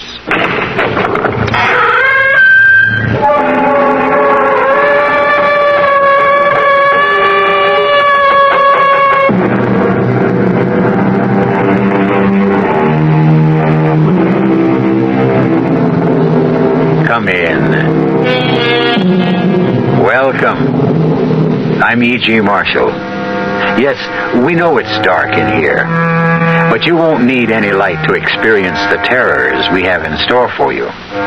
Just keep your ears open and your imagination at work, and even in the dark, you will see such miracles as you've never known before. Yes, we said miracles because our tale concerns the miraculous. When you meet Mr. Ross, he may seem like a most unlikely person to be a miracle worker, but the gods make strange choices sometimes. And in the case of Salvador Ross, they gave him the ability to make choices of a most unusual nature. I want to make a deal, Mr. Halpert. Only it's going to sound crazy, so don't throw me out right away. You know how old I am? What the heck are you talking about, kid? I'm 26. How old are you? Now listen, are you crazy or something? Well, okay. I'm 79. If the price is right, I'll trade you my 26 for what you are. I can do it, Mr. Halpert. Just say the word.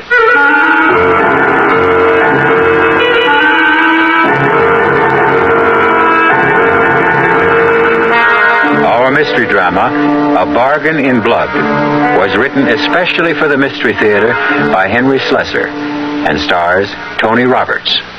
It is sponsored in part by the Kellogg Company, makers of Kellogg's Special K cereal and new sugar-free Diet 7-Up.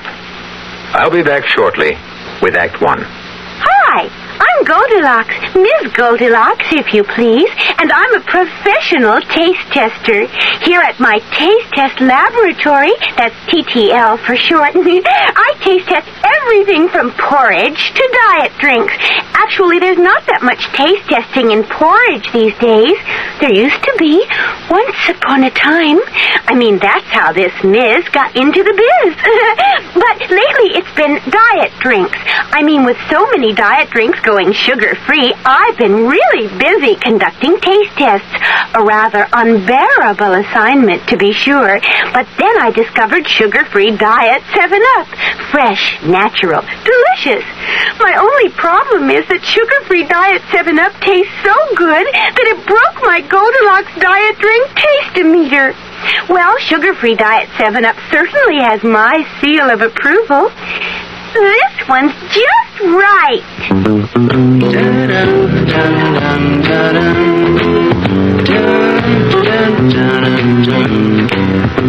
Hello, I'm Roger Miller for Gabriel Striders. If you're going to make it big in the entertainment world, you'd better have something special to offer the public. And I guess the same holds true when you're selling a product. One thing I know for sure, Gabriel has something really special in their Striders shock absorbers. With most ordinary shocks, you're stuck with the ride they give you.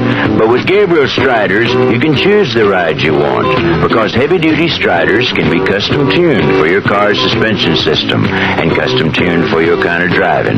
Regular, firm, or extra firm. You can set Striders or have your serviceman set them for your suspension, for the way you drive. If you need shock absorbers, adjustable Striders will give you the control and stability you need. Gabriel Striders. King of the road.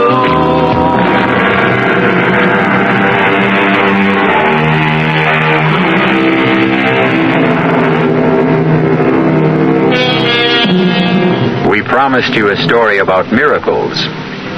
This one begins with one of the oldest miracles in nature, the miracle of love. In a not-so-quiet booth at the Neptune Seafood Restaurant, we see a young couple. The boy is Salvador Ross. The girl is named Ruthie Maitland.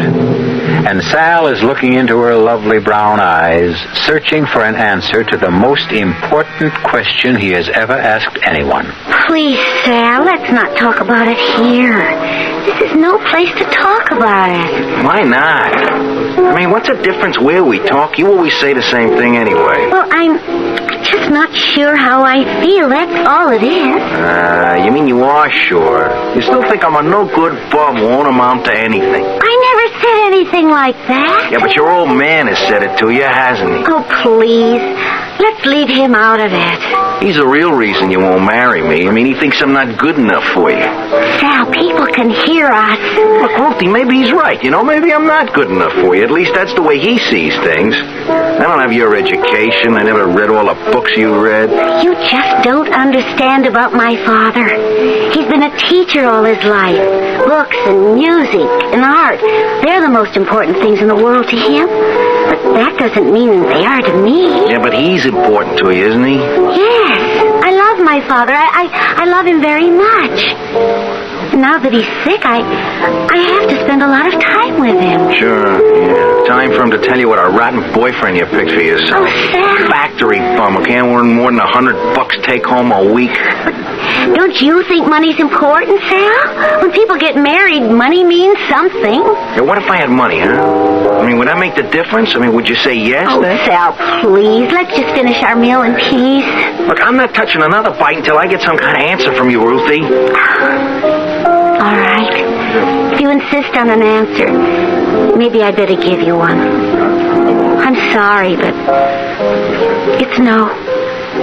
I won't marry you.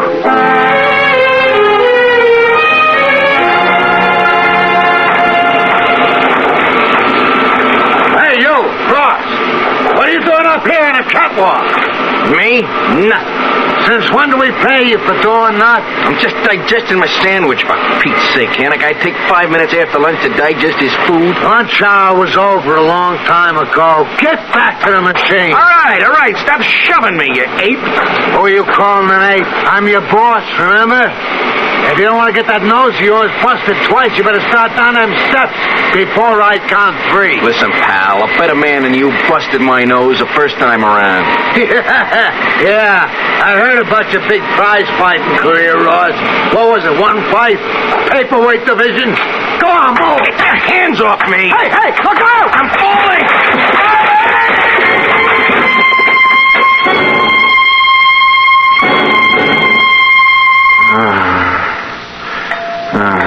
Hey, kid, you gonna sleep all day or what? What'd you say? Ever since you came into the hospital, all you do is sleep. You could talk to your roommate once in a while. I got nothing to talk about. How's the busted leg? It's busted, that's all. Well, that's nothing to cry about. Not at your age. You take a chest like mine, that's something to cry about. You got a cold, big deal. What cold? I got pneumonia. Double, triple, who knows? I'm lucky I lived to see another day. You'll live, Pop. Listen, I'll trade you that broken leg anytime. You just ask me. All right, I'll make you a deal. You give me that little cold of yours, you can have my broken leg. Eh? You see how you like it, Pop. You think I'm kidding? I'd do it in a minute. Okay, it's a trade. My broken leg for your pneumonia. It's a deal.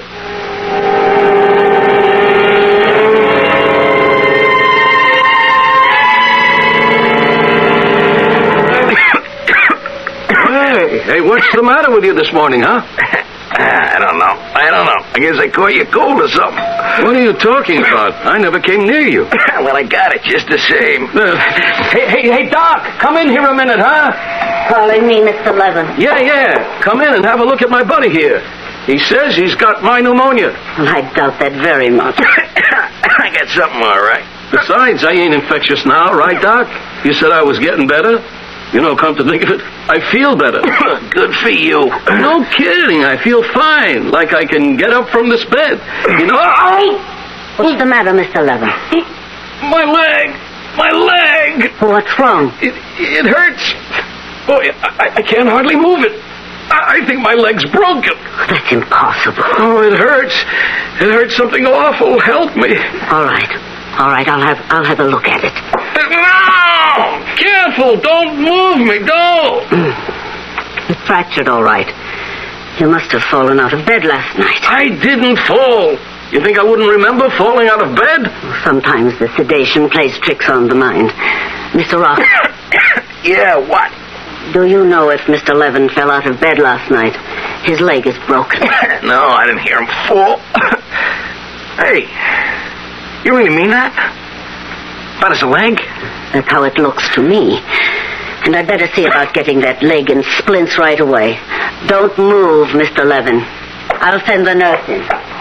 Oh, how could this happen to me? How? What did I do to deserve this? Hey, Pop. You remember our bargain? What? Your pneumonia for my busted leg. Are you crazy or something? I wonder if my leg is... Hey, doesn't hurt anymore. It feels okay. I'm locked up with a crazy man. I'm telling you, it's true. I got your rotten pneumonia, but you got my broken leg.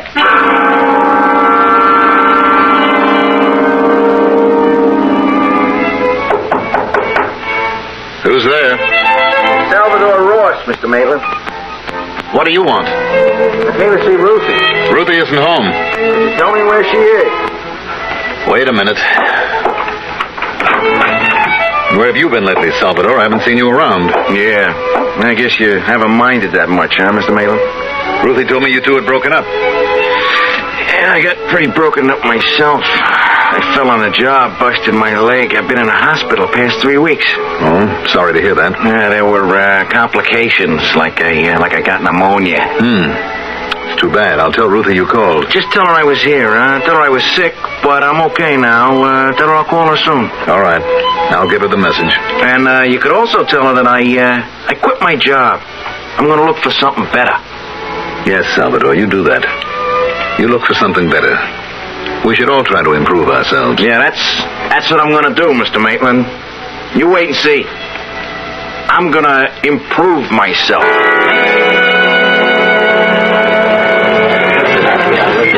You sure you want another drink, Sal? I'm sure, Phil. Just put it right in front of me. Watch it disappear. Well, you don't usually have 3 of those. That's because usually I can't afford it. Oh, now you can, huh? That's right. Well, how come? I mean, if you quit your job, like you said. I got compensation from the plant, for getting hurt on the job. Oh, no kidding. So now you're rich, huh? Rich. I got about $10 left. All the rest went for expenses while I wasn't working. But at least I get something for my $10. Well, here's what you get, Sal. $2 change. Boy, I wish I had what's in that register, Phil. Listen, kid, be thankful for what you got. Yeah? Like what? Ah, you got hair. It's more than I got. You want the hair? Take it. Yeah, listen, I wish I could, Sal. I really wish I could. I mean, when I was your age, I had me a head of hair could knock your eyes out. But you really like my hair? You know what they say, grass don't grow on a busy street. But just the same, I sure wish I had some. Yeah, maybe you can. I mean, there are all kinds of ways, you know? Oh, you mean like, what are you, a transplant? Yeah, in a way. I'll transplant my hair to your head. How's that, huh? Not for free, of course. Okay, what's the joke? Oh, you know what happened to me in a hospital? I traded an old guy for his pneumonia. How's that? It's true. He got my broken leg. I got his pneumonia. What do you think of that? Give me all the money you got in the register. You can have all my hair. Sure, Sal, anything you say. Only not tonight, huh? I'm busy. Look, you won't have anything to lose. You don't even have to pay me until afterwards.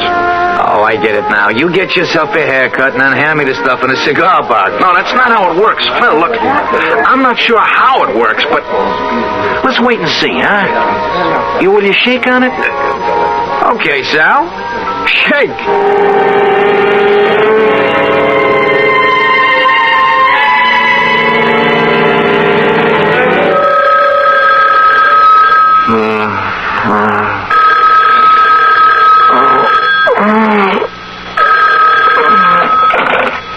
Hello? Sal. Hey, Sal, is that you? Who is this? It's Phil. Phil from the Four-Leaf Clover. Sal, it's a miracle. I swear it, genuine miracle. What are you talking about? Look, Phil, I got a head that weighs about 2,000 pounds thanks to you, no? Oh, listen, from now on, the drinks are on the house. You come in anytime, I'll set them up for you. Wait a minute. We made a deal last night, didn't we? Well, I thought you were kidding. How could I believe in something like that? I got hair, Sal. I got hair all over my head. I can comb it, brush it, cut it. I can run my fingers through it. That's what Evelyn's been doing all morning, my wife. She can't take her hands off me. Hair? You've got hair. It's just like yours, Sal. Exactly like yours. Black and bushy. Wait a minute. A mirror. I gotta see a mirror. It's true. Oh, my God. It's really happened. I'm bald. Hello, Sal? Hey, Sal, where are you? What did I do? I don't have my hair anymore. I'm as bald as a cue ball. Hey, Sal, when are you coming in for your money? I owe you about $110, Sal. Come in for your money.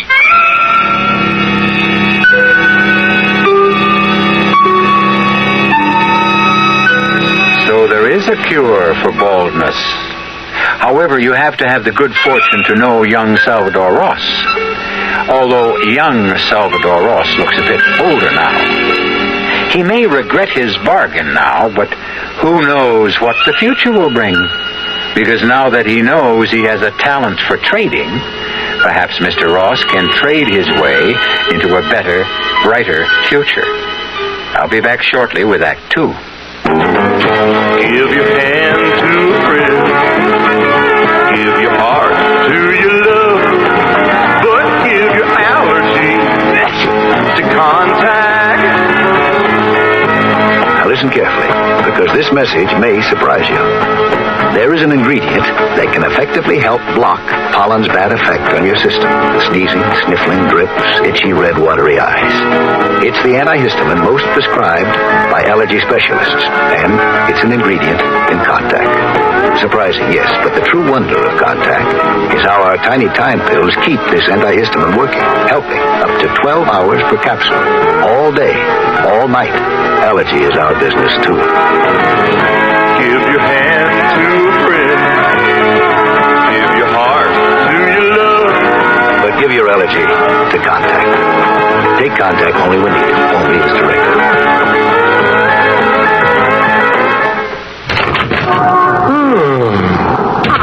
Bad day at the store, dear? Just let me sit down for a minute. Oh. Same old story, huh? Rust-Oleum, all day long. They just kept coming in, wanting to buy Rust-Oleum. Aw. Big cans, little cans, spray cans, all the colors. Then there was I know, it's not fair. Don't they know it's Tuesday and I can't sell Rust-Oleum on Tuesday? Only on weekends, Rust-Oleum people say. Touch-up time, they say. I tell you, Ma. Now, easy, Bert. I know Rust-Oleum protects most everything that's metal. I know Rust-Oleum stops that rust. I know... Bert, you'll wake the children. Oh, I'm sorry, honey. What'd you do today? Well, I noticed the lawn furniture was getting rusty, so I touched it up a little and... Touched it up with what, Maud? Eat your dinner, dear. I fixed your favorite. Pot roast. When the weekends come, use Rust-Oleum. Rust-Oleum.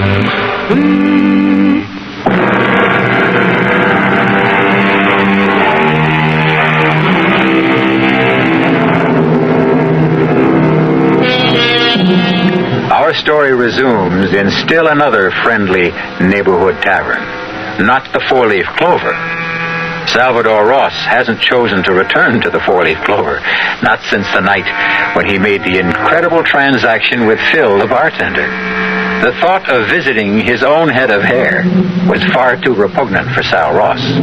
Or perhaps it was because he realized how cheaply he had sold part of himself, $110. As he sits and broods into the bar mirror, looking at the gleaming reflection of his naked scalp, he cursed his own haste and plotted his next step. After all, it takes time and experience to become an experienced trader. Hey, buddy. You spare a guy $50? I'll beat it, will you? Just for a bowl of soup, you know? A bowl of soup, huh? I don't know this joint served any soup. Well, I wasn't going to have it here. It was going down the street. Come on, don't be cheap, huh? Beat it, I said. All right. You don't have to get nasty with it. Hey. Wait a minute. What? Come back here a minute. I want to talk to you. Yeah, what about? That's a pretty good head of hair you got there, Pop. What? I said it's a nice head of hair you got there for a man your age. What are you, some kind of pansy or something? Hey, listen. How'd you like to have a drink, huh? You kidding me? Hey, bartender. Give me 2 more of these, huh? I'm drinking scotch, Pop. Is that all right with you? Sure, anything. I'm not particular. I didn't think you would be. Yeah. That's a real nice thick head of hair, Pop. It's kind of gray, but I guess you could dye it, couldn't you? Listen, anything you say, friend. You see a bald head of mine? Yeah. What about that? You wouldn't believe it, Pop, but I had a full head of hair myself not more than 2 weeks ago. What? Oh, here's your drink, Pop. Knock it down, huh? Oh, yeah. Boy, that tastes good. Only it disappeared awful fast, did it? I guess you'd like another one, huh? Well, if it's okay with you. I tell you what, Pop. How'd you like to have a half a dozen bottles of that stuff, all your own? What? You heard me.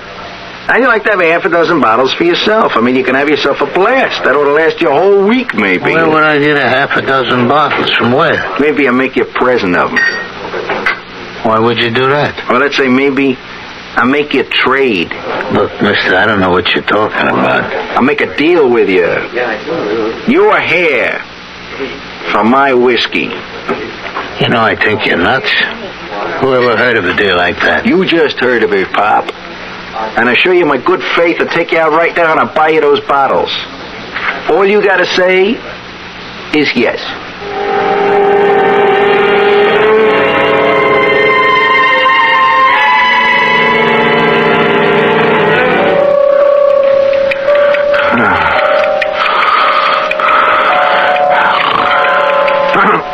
What is it?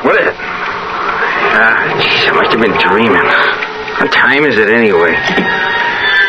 It's 3:30. I was going to stay awake and see what happens to... Oh, my God! My hair! My hair is back! It's back! I gotta look in the mirror. Oh, jeez. It's true. It's true. My hair's all grown back. Only it's not my old hair. That can't be. It's white. It's dirty. It's greasy.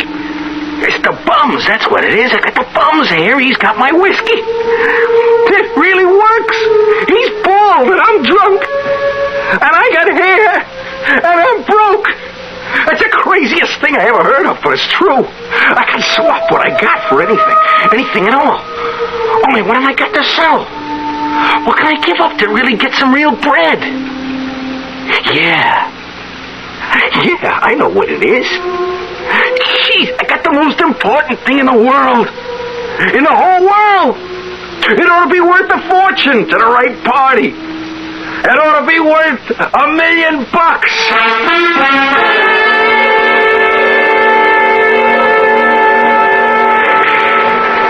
Yeah, that's right, Sal.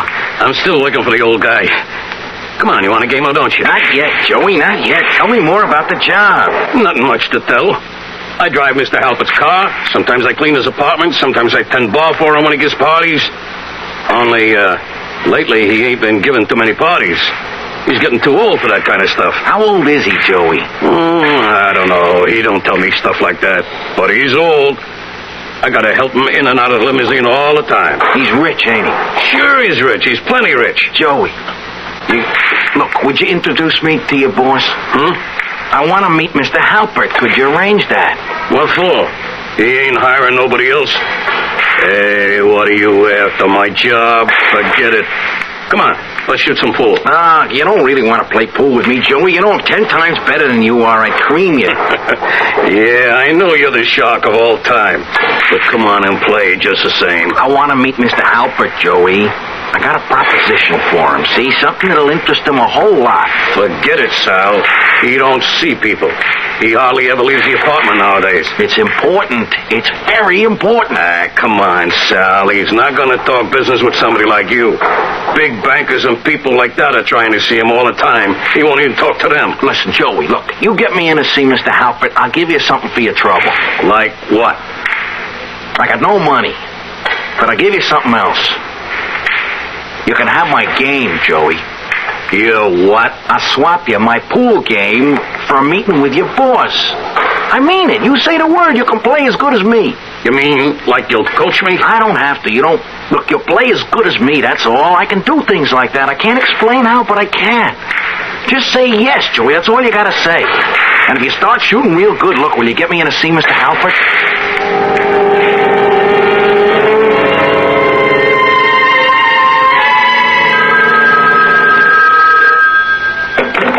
Hello? Sal?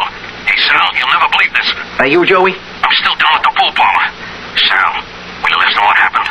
I just took on Marty Shapiro, and I beat him. First time in my life I ever beat Marty in a pool game. I told you it would happen. Listen. The score was 125-50. That's how much I beat him by. And wait till you hear this. I took on Grimsky himself, the guy who owns the place, you know?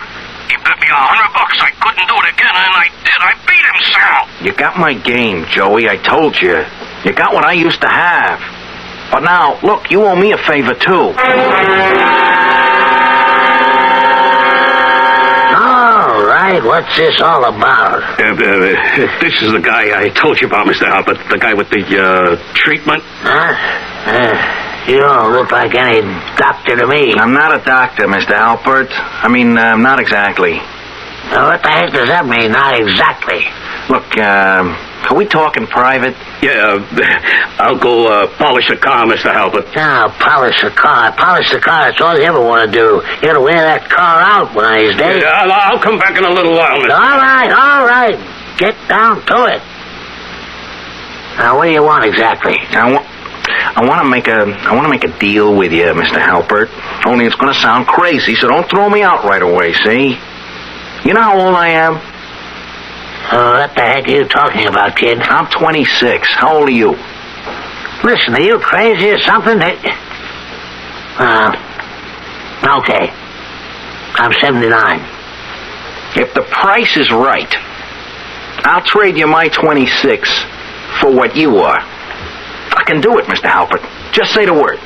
If that isn't the dumbest thing anybody ever said to me, what nuthouse did you escape from anyway? Nobody can trade how old they are. I can. I can trade anything I want. You see this head of hair? Yeah. What's a young guy like you doing with all white hair? I swapped for it, Mr. Halpert. I can swap anything I got for anything you've got. And what you got is plenty of money. And years, kid. Too many years. I'll take them off your back. You just say yes. That's all you have to do. Okay. That's enough. Beat it. Look, you gotta believe me, Mr. Halpert. Give me a chance to prove it. You don't have to pay me off until it works. I mean, what would you give to be 26 years old again?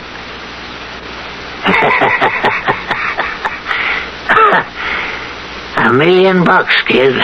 That's what I'd give. What kind of pills you peddling? Would you give me $1 million? Just like that?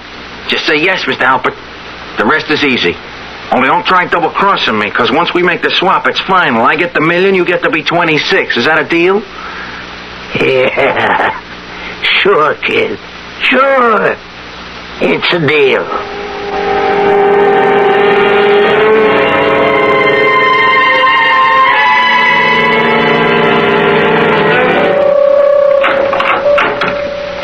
Hey, Mr. Ross, best suite in the hotel.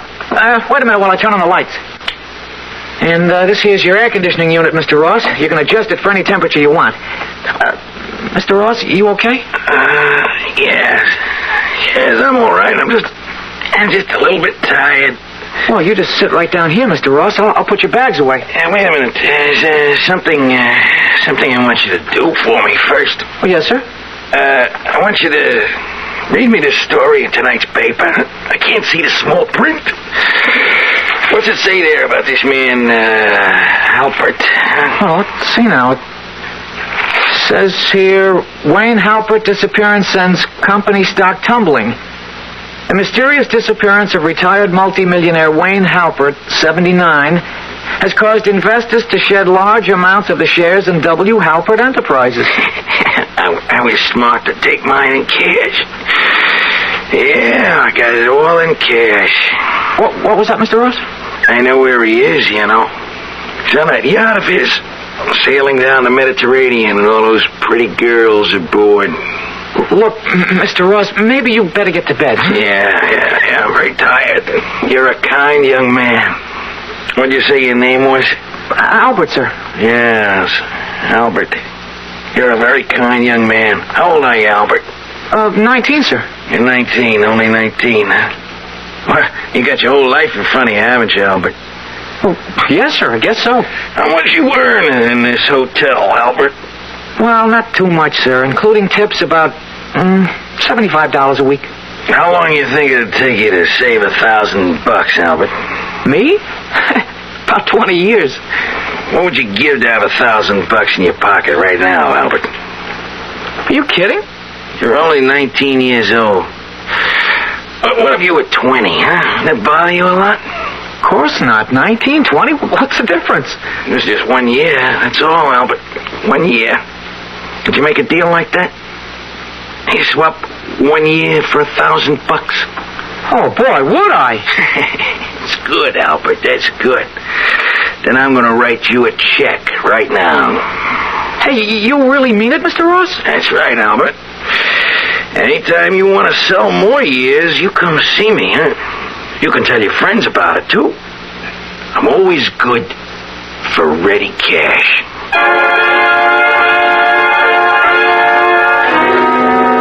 So Salvador Ross has started to buy back the years he gave away. Tomorrow morning, he'll be 78 years old. He'll probably celebrate with an unbirthday party. Wouldn't we all like to have that privilege? To lose the weight of our years instead of adding them on? Or is it such a privilege? We'll find out when I return shortly with Act 3. It's safe to assume that some of you are listening to my voice from the inside of the wrong car. Not the wrong make, the wrong size. It's especially important these days that the cars we drive fit the way we use them. Now look around. If you've got more room than you've got passengers, maybe a smaller car would be better. If you've got wall-to-wall people, maybe the car is not big enough for the way you use it. And if you've taken the big car and left the small one for your wife to use for her carpools and shopping and Cub Scouts and whatever, well, we've got a message for you. If she hasn't given it to you already, make sure your car fits your lifestyle. Sometimes small is right. Sometimes big is right. Buick makes both right. From Opel to Electra 225, Buick has a car for the way you drive. If you're a busy part-time farmer, you should be aware of the sincere interest the Federal Land Bank has in providing a loan for your type operation. That's right. The Land Bank is interested in helping part-time farmers by providing the kind of loan service this special group requires. Part-time farmers come to the Land Bank for a loan to buy that first piece of land and to buy additional land. They come to the Land Bank for a loan to make major improvements on farm property. A Land Bank loan helps the part-time farmer become more efficient. A Land Bank loan is available for such things as building a new home. In fact, a Land Bank loan is available for just about any purpose that requires long-term financing. So if you're serious about part-time farming, come to the Land Bank for a long-term loan at reasonable cost. Write to the Federal Land Bank of Houston, Post Office Box 2649, or see your local Federal Land Bank Association.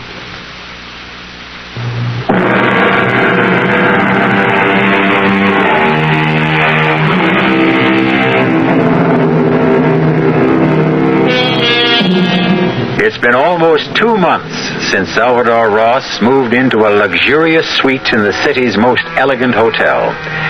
And Mr. Ross has been a very busy man. Day after day, a stream of young people has come to his door to make an astonishing transaction. One by one, Salvador Ross has regained the years he gave away, until finally, at a price of only $53,000, Sal was able to look in the mirror and see the young man he used to be. But now, there was a great difference, because the young man who looked back at him was a very rich young man.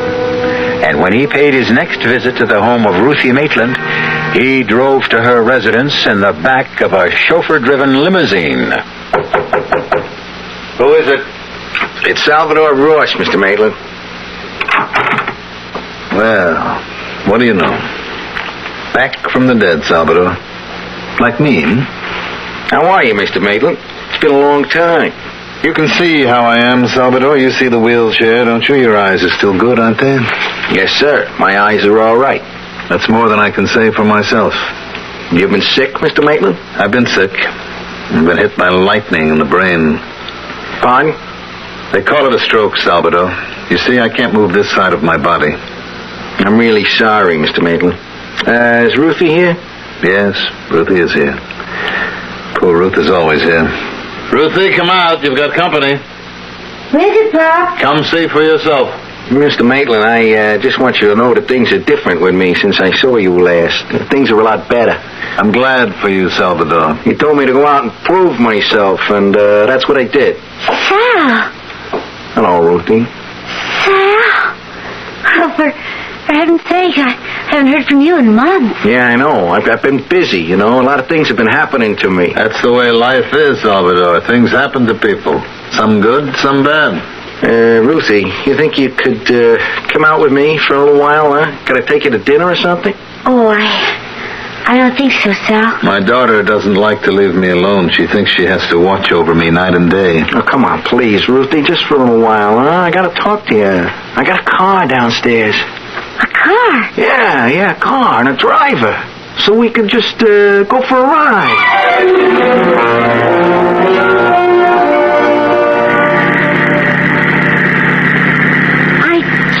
Don't understand how it could have happened, Sal. I mean, you had nothing just a few months ago. Now everything's so different. I just hit it big, Ruthie. I got lucky. You're not doing anything dishonest. No, I swear I'm not. I just, I come into some big money, that's all. An old man. He left me a lot of money. Someone I did a favor for. But it's all so incredible. And you look so different. Even your face looks different. It's your nose, Ruthie. That old broken nose of mine is gone. I swapped it for, I had it fixed. I don't know what to say. I'm just overwhelmed. Well, say you see me again, Ruthie. That's all I want to hear. I know you turned me down when I asked you to marry me, but, At least see me again, huh? Well, yeah, of course. Only it can't be too often.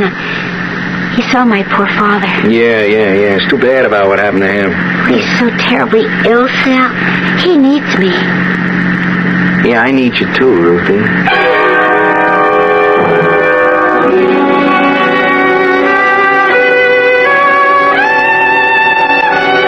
I never thought I'd ever see the inside of this restaurant, Sal. Yeah, it's a lot different from the old seafood house, ain't it?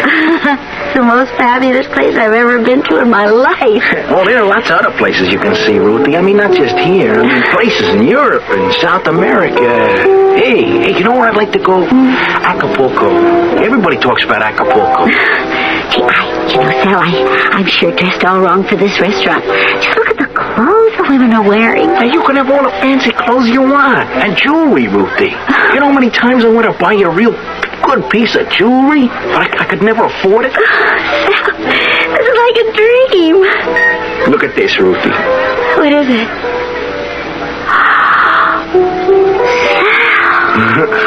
You ever see a prettier diamond than that in your whole life, huh? Oh, it's incredible. Well, it must be 10 carat. That's the biggest rock they had in the whole joint. I hate to tell you what it cost. Hey, here, put it on, huh? Oh, Sal, I can't accept this. Oh, sure you can. Go on, put it on your finger. No, I just can't. It's much too much for me. Yeah, but it's not too much for me. That's all that matters. Ruthie, look, I'm asking you to wear this as an engagement ring. I guess that's what I meant. Huh? Well, I never said I'd marry you, Sal. What are you talking about? You've been dating me for weeks now. Yeah, but we never discussed marriage again. Look, the only reason you turned me down before was because I was such a bum. Well, I'm no bum anymore, Ruthie. Can't you see that with your own eyes? I just can't do it.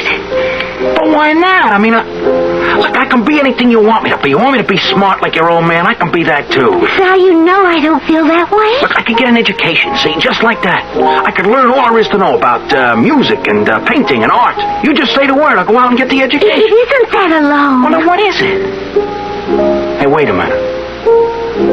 You don't have to tell me. It's your old man. It's your father. He still doesn't like me. Well, he still doesn't appreciate you, Sal. Even though I'm rich now, huh? But he doesn't think about money the way you do. He told me to go out and prove myself. That's what I did. It isn't enough for him. Please, let's not talk about it anymore tonight, huh? Well, we are going to talk about it. I mean, once and for all. I know your father means a lot to you, and you think he's the greatest man who ever lived. Well, I want to know why, see? I want to know what makes him so much better than me. Well, it's hard to explain. Well, try. It's not just that my father is a smart or educated man. He has something more important. Yeah, something I don't have, right? Go on, tell me what it is. I don't know the word for it. Well, then make up a word. Well, he has heart. Compassion. I guess that's what I really mean, Sal. My father has compassion. Compassion? All my life. Ever since I can remember, he's had that quality. I don't think I could ever live without it around me, Sal. Can you understand that?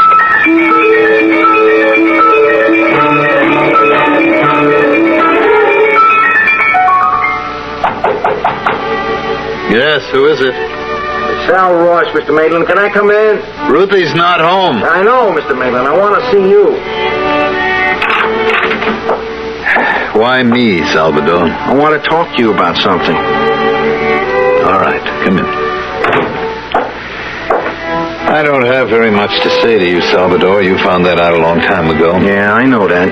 And in case you came here to argue with me about Ruthie, don't waste your time. My daughter makes up her own mind. And she told you I proposed to her, huh? She tells me things, yes. You tell her a few things, too, don't you? Salvador, I'm a sick man. I don't have long on this earth. A few months, maybe only a few weeks. I wouldn't want to leave my Ruthie in the hands of the wrong person. You meaning me, huh? Leave us in peace, Salvador. I didn't come here to talk about Ruthie, Mr. Maitland. Then why did you come? It's you I came about. I mean, I came to talk to you. Look, I know what you think of me, and I didn't come here to change your mind. I come here to talk business. Business? I want to make a deal with you. I want to buy something you got.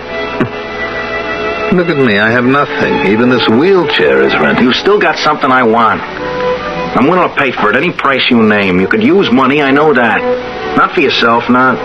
I mean, money for Ruthie. Money to take care of her when she's alone. I have nothing to sell, don't you understand? Yes, you do. You got something I need real bad. I don't know what you call it exactly. Ruthie says it's like, compassion.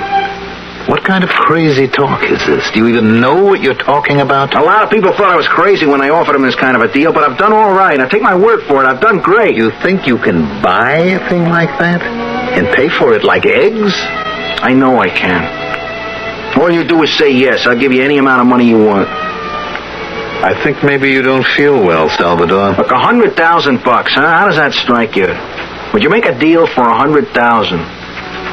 You're really serious? I'll bring you the check tomorrow morning. It's enough money to take care of you for the rest of your life. And Ruthie, too. You know, you're a crazy man, Salvador. Crazy. But all right. If that's your insanity, all right.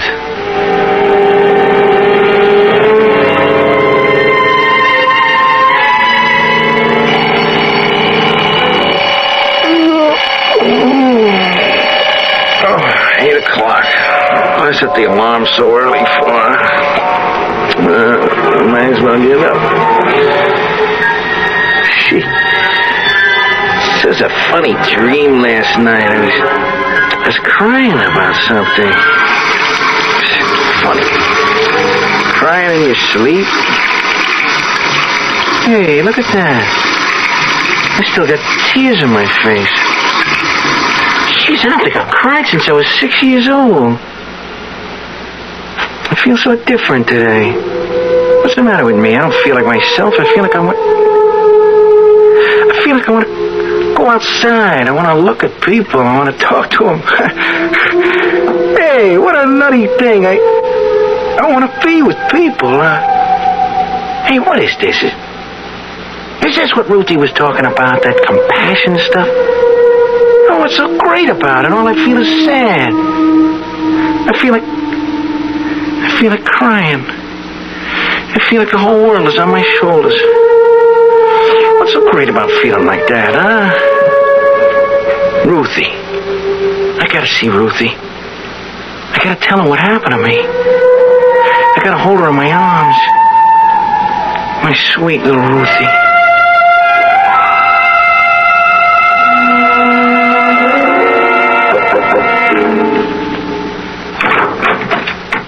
Good morning, Mr. Maitland. Come in. Did you bring the check? Yes, sir. I brought it. All right, let's get it over with. Is it certified? Yeah, it's a bank check, Mr. Maitland. It's good as cash. Put it on the table. Yes, sir. Is Ruthie up yet? She's up, but she's not here.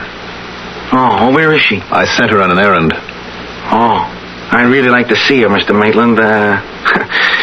I guess what I really mean is I'd like her to see me, you know, and I'd like her to realize I've changed. Mm-hmm. You've changed, have you? Yeah, she'll be able to tell, too, you know. It may take her a little while, but she's going to know. I see.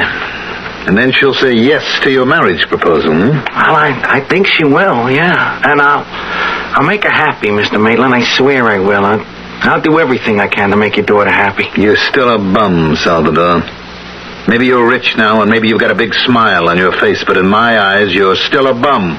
I know why you feel that way about me, Mr. Maitland. I know, but everything about me is different now. I swear that. And I want us to be friends. You gave me $100,000, Salvador. Do you need my friendship, too? Well, it's what I want more than the money. Sorry, Salvador. I don't have any friendly feelings to give you. This is what I have for you. Hey, Mr. Maitland, what are you doing with that shotgun, huh? I kept it around here for robbers. The neighborhood is full of robbers.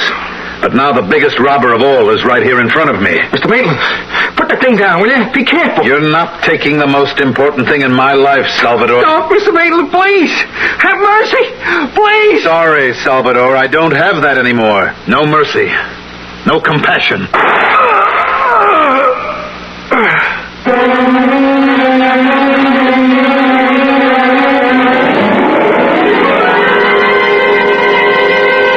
You have just heard the incredible rise and fall of Salvador Ross, a man who pulled himself up by his own bootstraps and who finally fell before the merciless blast of a loaded shotgun. All of which goes to prove that it isn't easy to strike the right bargains in life. Sometimes we make bargains with the devil without even realizing it. And sometimes we create our own devils, the way Salvador Ross did. I'll be back shortly. Great taste in the morning, Kellogg's has that wholesome taste to get you up and grinning. This is Jerry Crawford for Kellogg's Special K. We've been having some fun in our television and radio commercials by using a ball and chain to symbolize the slight overweight problem common to so many of us. We point out that being a few pounds overweight is just a little more difficult for you. Climbing stairs, just walking around, even sitting down can feel, well, like you're wearing a ball and chain. In case you missed the message, it's this. If you really want to get rid of that extra weight, you really have to work at it by exercising and with sensible meals like the Special K breakfast.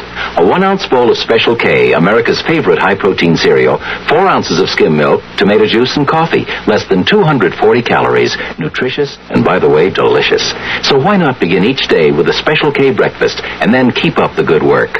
Special K can't help you lose weight all by itself, but it really is a good start.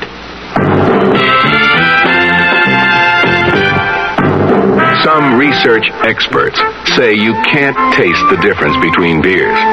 Well, if they're right, then Anheuser-Busch wastes a barrel of time Beechwood aging Budweiser. Only they don't think so.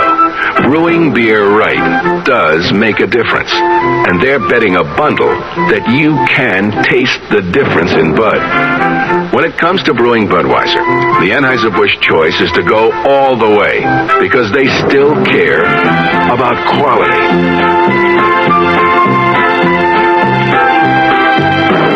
Look at it this way.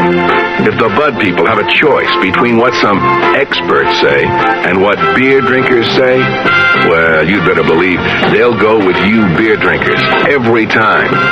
When you say Budweiser, you've said it all. Anheuser-Busch, St. Louis.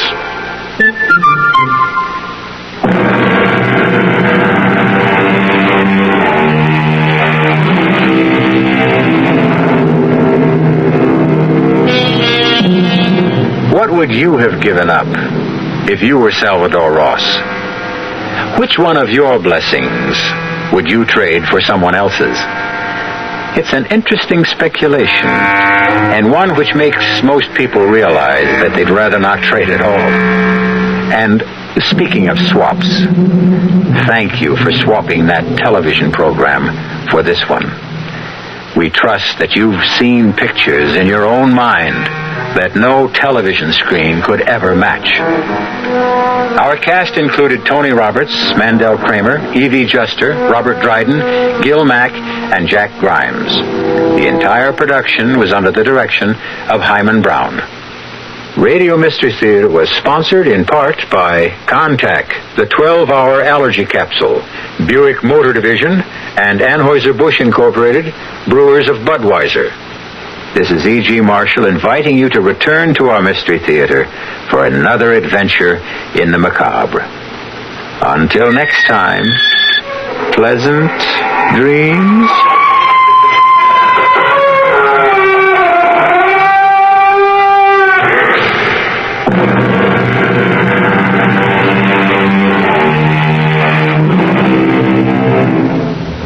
There's a beautiful little red Fiat idling its 1600cc engine on the Ewing Buick showroom floor right this minute. Hear it? It's calling your name. It's saying, I'm sporting. I'm superbly engineered. I'm economical to operate. Don't keep your little Fiat waiting too long. Italians can get very impatient, you know. See the large selection of Fiats, Opels, and Buicks at Ewing Buick today on Cedar Springs at Pearl. KRLD, Dallas.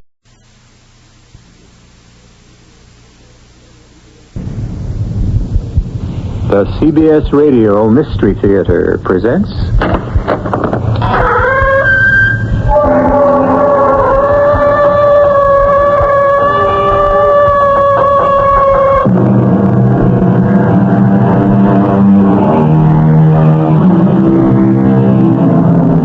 Come in.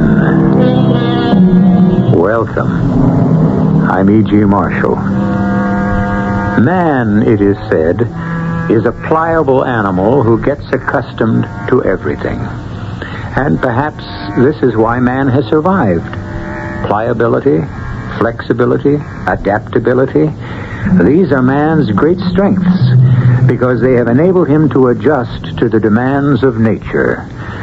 They are also man's greatest weaknesses because they enable him to adjust to the temptations of the devil. I'll take this call in my study. Meanwhile, my dear, can you keep Mr. Carroway amused? Certainly, darling. I won't be long. Mr. Carroway, I'll tell you what would amuse me more than anything in the world. Yes, Mrs. Masters. Since I have fallen in love with you... Oh, Mrs. Masters, we only met an hour ago. As I say, I have fallen in love with you. You're a married woman. And it would be amusing if you helped me murder my husband.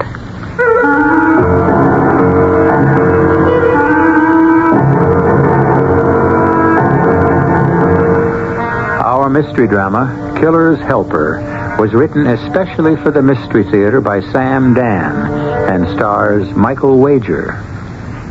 It is sponsored in part by Anheuser-Busch Incorporated, Brewers of Budweiser, and Contact, the 12-hour cold capsule. I'll be back shortly with Act One.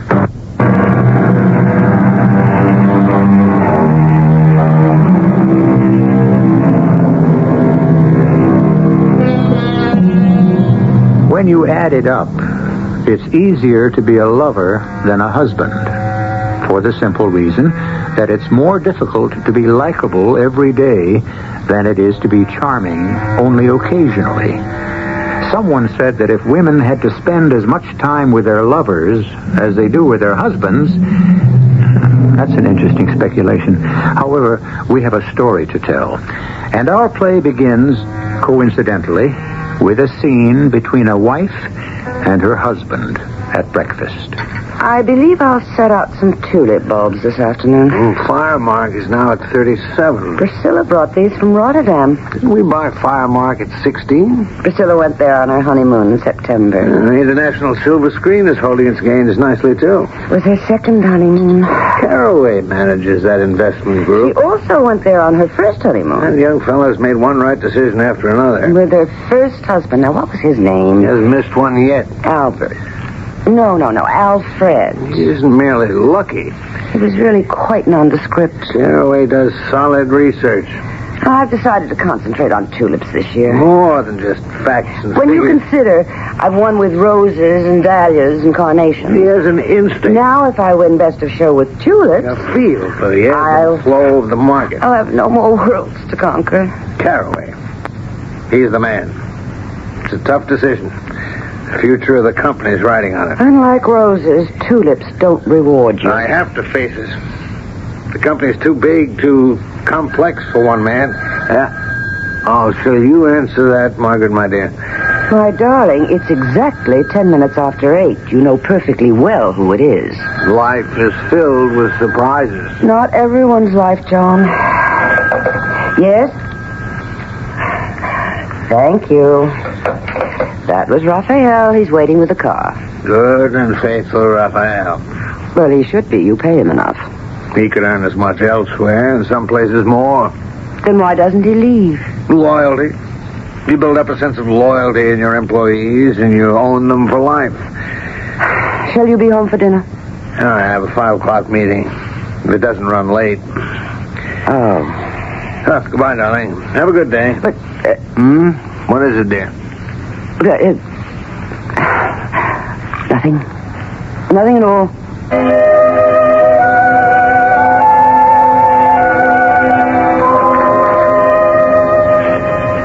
Coffee? Marty? Darling, coffee. Oh, yeah, I suppose. Now, what are you thinking about? Oh, nothing, Doreen. But you have such a thoughtful look on your face. That's how I fool the people. Marty, it's going to happen to you today. What is? The thing. The thing? This is going to be the day he announces it. Oh, come on, Doreen. No. This is the day that Big John, Honest John, John the Great, John our Lord Master, shall anoint you with his holy oil. Banana oil is more like it. So call it what you will. You become heir apparent to the empire. Oh, you are in a classical mood this morning. Oh, you forget. I am privileged to all the conversations. Oh, now, Doreen, it's the most far-fetched thing I ever heard. Miss Doreen Spellman, prim and proper. Prim you're not, and proper you never were. Private secretary to the Wolf of Wall Street. The ferocious John Jacob, call me J.J. Masters, himself. What's bothering you this morning, Doreen, darling? A moment of truth. I wish I knew the reason for this absolutely weird mood you're in. Did you make a play for me because of my looks, which are about, average? My charm, which has never really registered shockwaves. It is, Doreen. Or is it all because I am the handmaiden to the high priest himself and can keep you informed concerning all the rituals? Wow. This morning, you will be crowned. You will be named heir apparent. That's the craziest thing I ever heard. Why would J.J. raise me to the rank of top management? He's convinced you're a genius. On the basis of what? What do I know about finance? Well, you know when to buy stocks that are going up, when to sell stocks that are going down. What else do you have to know? What else is this business all about anyway? What makes you think J.J. would choose me? Well, you're the fair-haired boy. You have a phenomenal record. But it's all guesswork. Of course. And the trick is to guess right. Ah, Marty. What'll happen to you and me? What do you mean? What'll happen? Well, as long as you're just one of the junior execs and I'm somebody's secretary, it's okay for us to have our little affair, as long as we're discreet about it. But from now on, socially, you'll be in the penthouse, whereas I'll still be in the basement. So, what's going to happen to us? Look, whatever happens to me, I mean, promotion or not, you and I'll go the same as ever. The same? Absolutely. Well, that means we won't be getting married. If it means that much to you, we could get married if you like. If I like. Doreen, I must say you are certainly having a very peculiar morning. I better hurry, I'll be late. Why can't we take the same bus downtown? You know we shouldn't be seen together. Don't forget to switch off the coffee. Goodbye, Marty. Wait, I don't like the way that sounded, that goodbye. I don't think we're going to see each other anymore. Oh, Doreen. I mean, I took this job as a joke only to prove to myself I could make a go of something stuffy and respectable, and now it's got you all on edge. Look, I am going in there this morning and tell old J.J. I quit. Sure.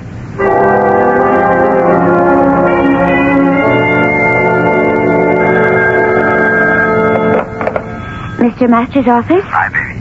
Is he free? Oh, he is right now. I'm coming out. What for? You know what for. We discussed it at breakfast, didn't we? Marty, be careful how you talk about having breakfast. You can never tell who might be listening in. Oh, could we have met by accident in a coffee shop? Nobody has to know we have breakfast every morning in our own house. The old boy's free, you say? Yes. Okay, here I come. You what? I resign. Sit down. You've got guts, I'll say that. I don't think it takes any particular guts. Fantastic timing. How did you know? How did I know what? Marty, subtlety's okay to a point, but not where it wastes valuable time. Now, let me just sketch this out. You know your value and worth around here, and you found out you were up for number 2 spot in the outfit. I went out on a limb for you to the board of directors. How embarrassing for me if it turns out I can't deliver you. Thank you, Mr. Masters, but I am not interested. You're not interested in what? In the job. Now, look, you mustn't do this to me, Martin Edward Carroway. It's a fantastic pose, but I'm wise to it. To many of our customers, it's worth its weight in gold. I don't know what you're talking about. This cool, calm, almost, but not quite, supercilious, amused manner of yours. But don't pull it on me. I don't know why you insist on... Don't try to be the Renaissance man with me.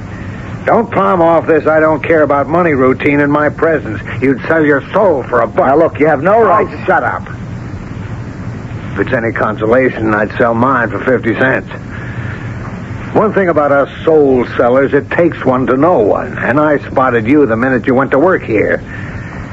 Starting today, your salary is $52,000 a year. $1,000 for each week in the year. Now, close your mouth.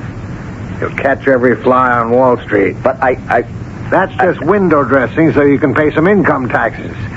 You have an unlimited, unquestioned expense account. And the lawyers and accountants are figuring out the best way to set up bonus, stock, and profit-sharing plans. Well, within 3 years, you'll have a net worth of $5 million. All right, now turn me down. Now say no. Now say you don't want the job. I thought so.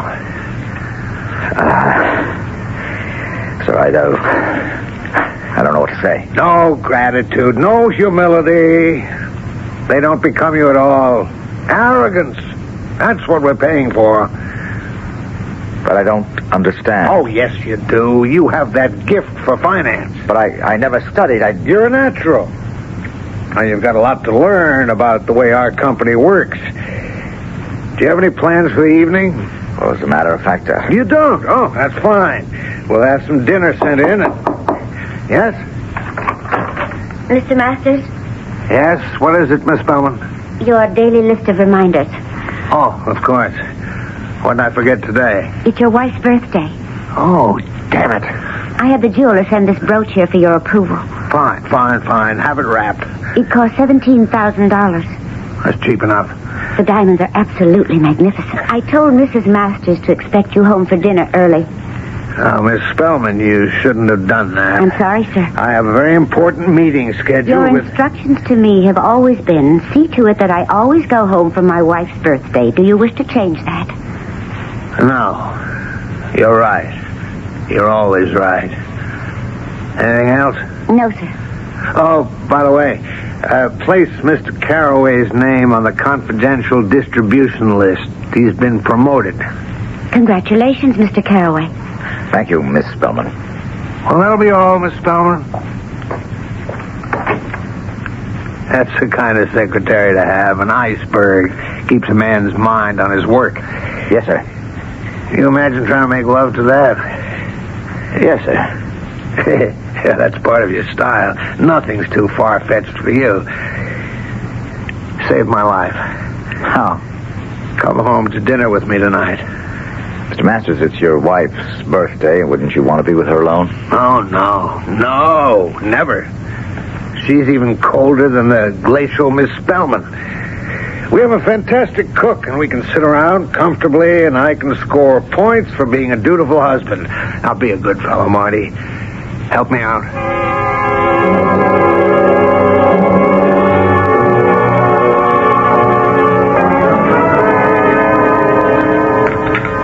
This has been a splendid dinner, Mrs. Masters. I tell you what, Marty. Spend the night. Oh, I couldn't impose on you. No nonsense. We have more rooms in this place than we could ever know what to do with.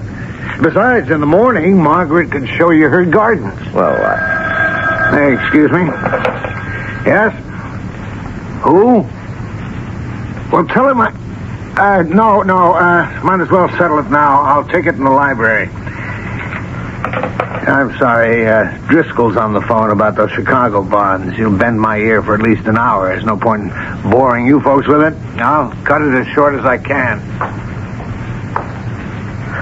Well, may I pour you some more brandy, Mrs. Masters? Another cup of coffee, perhaps? Mrs. Masters, your husband tells me you're quite an avid gardener. Mr. Carroway. Yes? Marcy. What is it, Mrs. Masters? Put your arms around me. I beg your pardon? Hold me close. Excuse me? And kiss me. Mrs. Masters. Make love to me.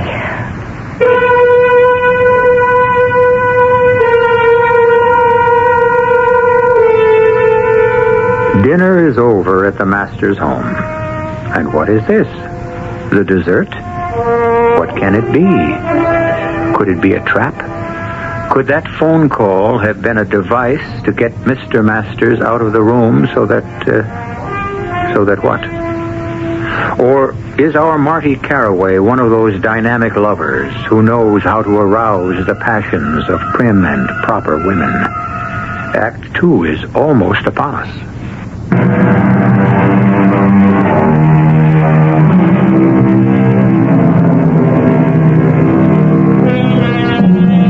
It was said of Napoleon's army that every soldier carried a field marshal's baton in his knapsack. This, of course, because the lightning could strike for anyone at any time. In a like manner, we have those hot and eager young men in all professions today who are always ready to open the door at opportunity's faintest knock. This morning, Marty Carraway was a junior executive in a Wall Street brokerage house. This afternoon, he was raised to the dizzy heights of top management. And this evening, is he being offered one of the fringe benefits of the job? Make love to me, Marty. But Mrs. Masters... Kiss me. Now, come Kiss on. me or I'll scream. Oh, no, please don't. I'll say you attacked me, and there goes your job, and there goes your world. Kiss me.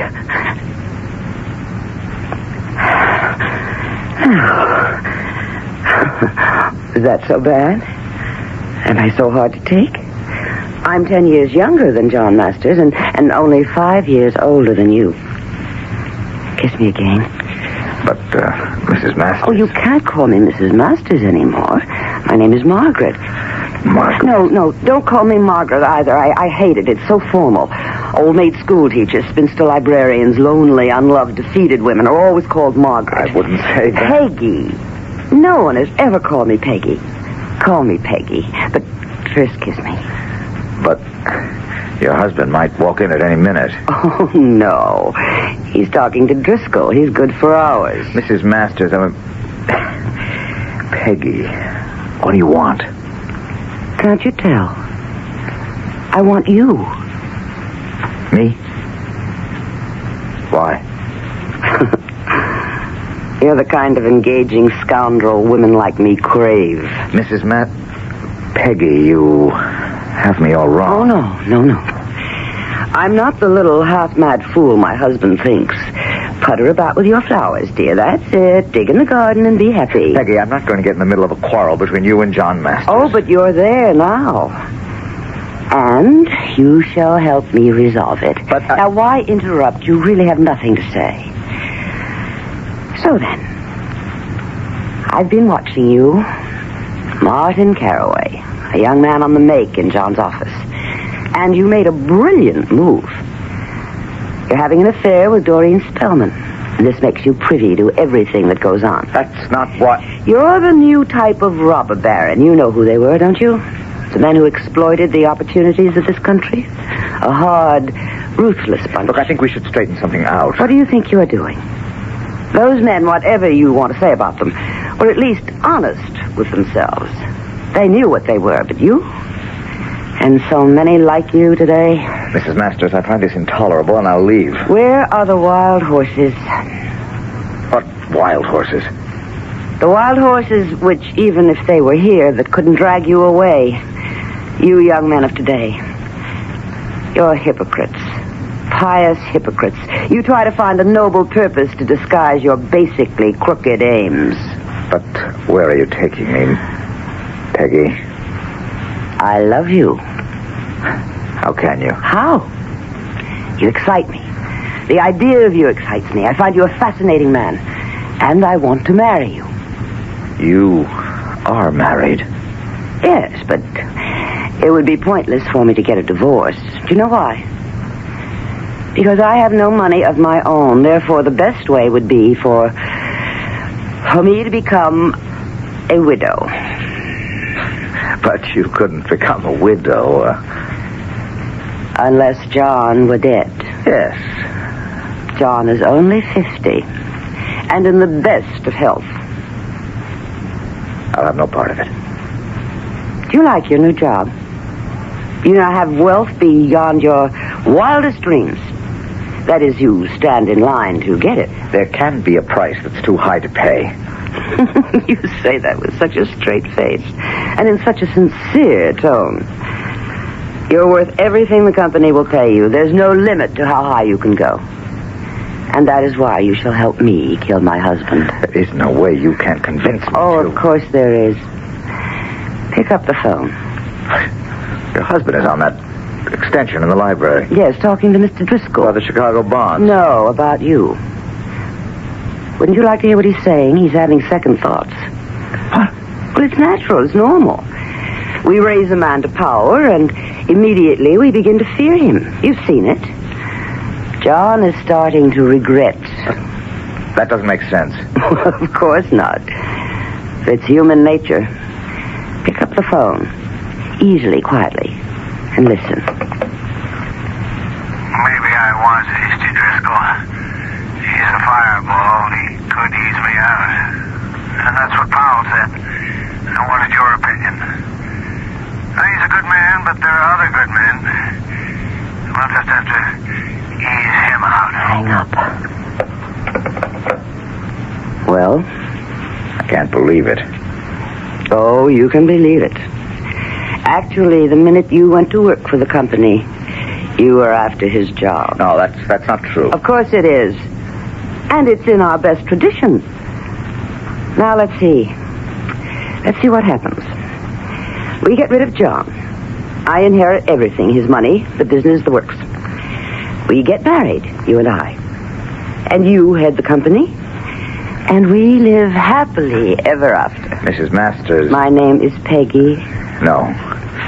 To me, you're Mrs. Masters. Am I to assume... Yes, I'll have no part of murder. Well, not tonight, anyway. Well, we'll give it a while. Let it soak and stew. You know that the great new job is now a thing of the past. You're on your way out. I don't believe you. Well, what have I to do with it? You heard him say so. I think in about a week, you'll be ready for me.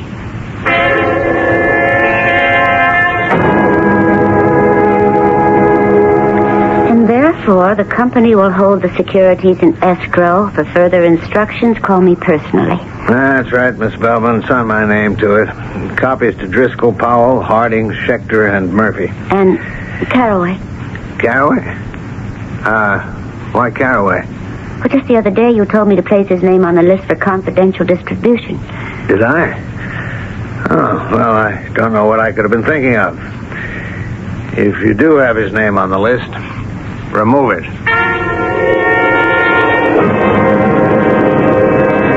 But what happened, Marty? What happened? We had a falling out. What do you mean? Well, I guess we couldn't see eye to eye. What are you talking about? You know, I wish you wouldn't make French fried potatoes. Oh, I have to Marty, lose weight. What happened? I don't approve of his business methods. We faced each other on an issue. I guess I took a stand that'll cost me the job. But I thought you wanted that job more than anything. No, you thought I wanted it. You had me pegged as a hustler. I never use that word. Opportunist, more respectable. But I'm not. I have ideals. Oh, Marty. Marty. Oh, I think I love you. Now, I think I can be free to paint, to write, to be my own man. No. To be my own man. Oh, I'm so proud of you. So proud. Well, who can that be? I'll get it. Good evening. You Mr. Martin Caraway? Yes.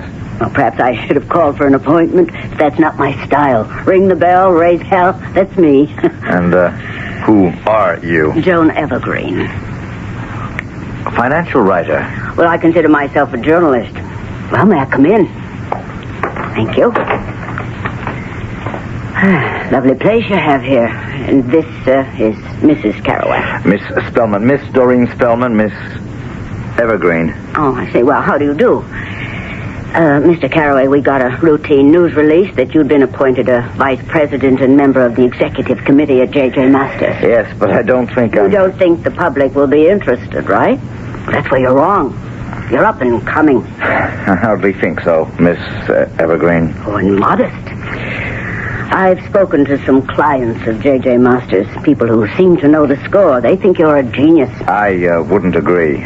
Come now, you have some very sound economic theories. Now, you're going to be in a visible position. You may attract political attention. I was never interested in... Consider Secretary of the Treasury. Secretary of the Treasury? Things move quickly. A talented, effective secretary is also handsome, photogenic. I may be leaving J.J. Masters. Sure, I've seen men like you come and go. Ambitious men, driven men. It's written all over your faces. And you see it on mine. Oh, it's etched sharp and clear. Sorry to disappoint you, Miss... Evergreen, but I have no ambition other than to be left alone.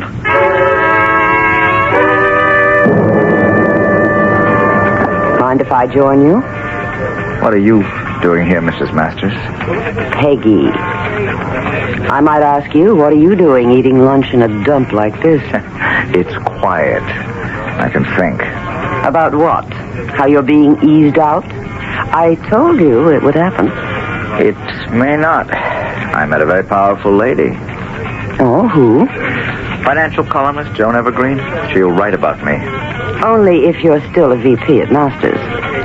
And that won't last long. How do you know? I spoke to her. I tipped her off about you. And you know what she said after she'd seen you? You're a man to watch. As long as you're visible. You know Joan Evergreen? Oh, I know a great many people. I sent her to see you. Why? To remind you of the future you could have. With me. I want no part of murder. Oh, now don't say no part.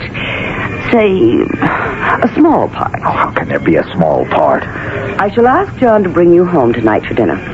He'll do it to please me. In this package that I want you to take is a .32 caliber revolver. Oh, no.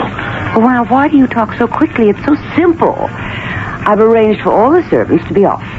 We're having a potluck supper. Sometime during the evening, a burglar is going to enter the house and kill my husband. No. You just said that. He will struggle with my husband and kill him. Oh, no. You're really quite monotonous. Now, look, no devious, complex plans where things can go wrong. Just bang, bang, bury the gun. It was a burglar, and the deed is done. I won't do it. I've already spoken to John. He's driving you home. We'll be at the table. When I say now, you shoot him.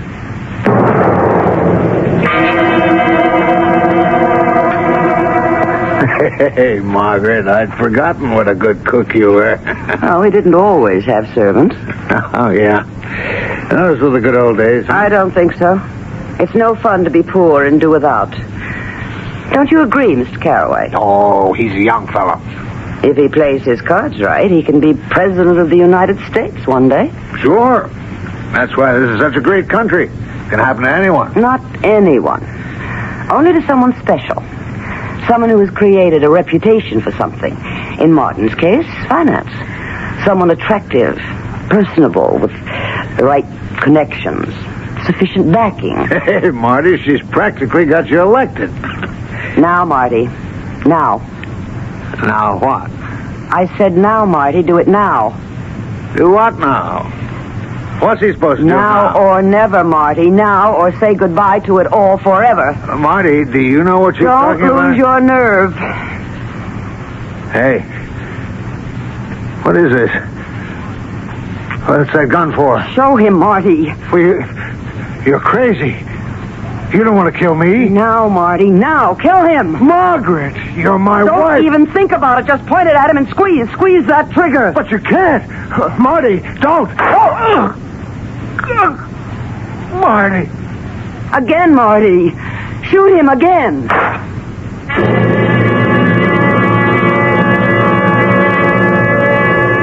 This woman becomes increasingly more demanding. She begins by saying, "Make love to me." And she has just advanced to the point where she says, "Kill my husband." Where can she go from here? Well, we're going to have a brief intermission, and then it's back for Act 3.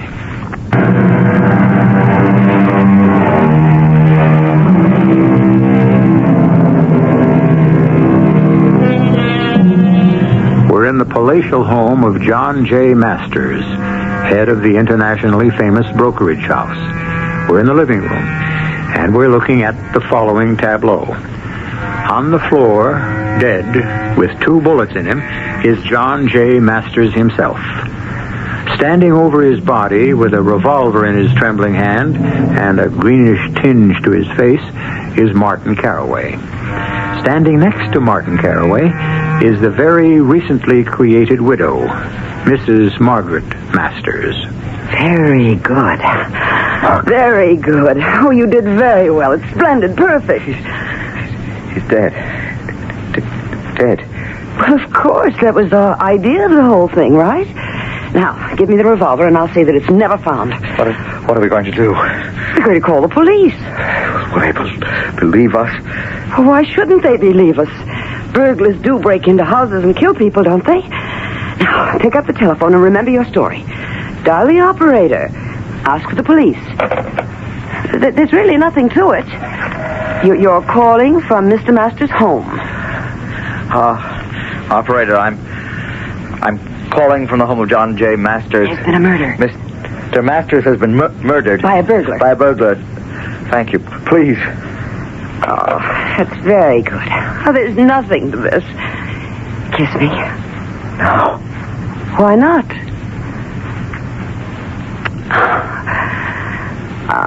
Well, we can't get married for a while. You understand why, but we must see each other. Of course, here would cause a scandal. Rent a quiet little out-of-the-way place. Are you listening? Yes, I killed him. Now, you don't have to go through all that for me. What are we going to do now? We tell the simple story. We were at the table. A burglar broke in.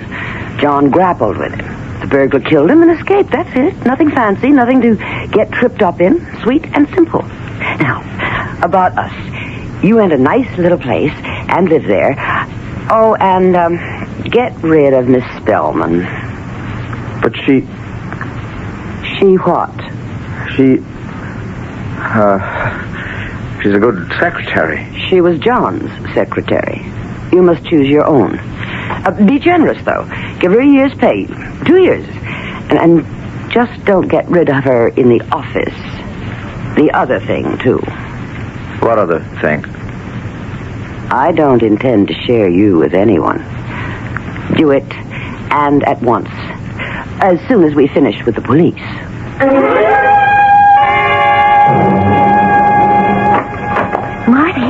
Marty, are you all right? Yes? It was on the news. J.J. murdered by a burglar. Are you all right? I'm fine. Oh, I'm so happy. The only way to say this is to say it. We're through. Are you tired of me, Marty? For whatever reason. We're finished. At the office, too? You'll get a very generous severance arrangement. Oh, sure I will. Well, I can understand your being tired of me as a person, a woman, but why at the office? Because... Oh, that's the way it is. Can I guess? Do as you like. Another woman? Does it matter? Let me guess again. Mrs. Masters. How can you say that? It could be dangerous for you, Marty, if the wrong people found out. Doreen, we're both adults. We know that whatever begins must always end. No speeches, please. Must I leave tonight, or can I stay here till morning? You don't have to leave at all. I'm going. I'll see the rent is paid for the remainder of the lease. Oh, that's 3 years. You are generous. The burglary. The police believed your story? Why shouldn't they? It's true. Of course. Well, it was fun while it lasted. Yes. It was fun. That's all it ever was? Yes. Good luck, Marty. The best.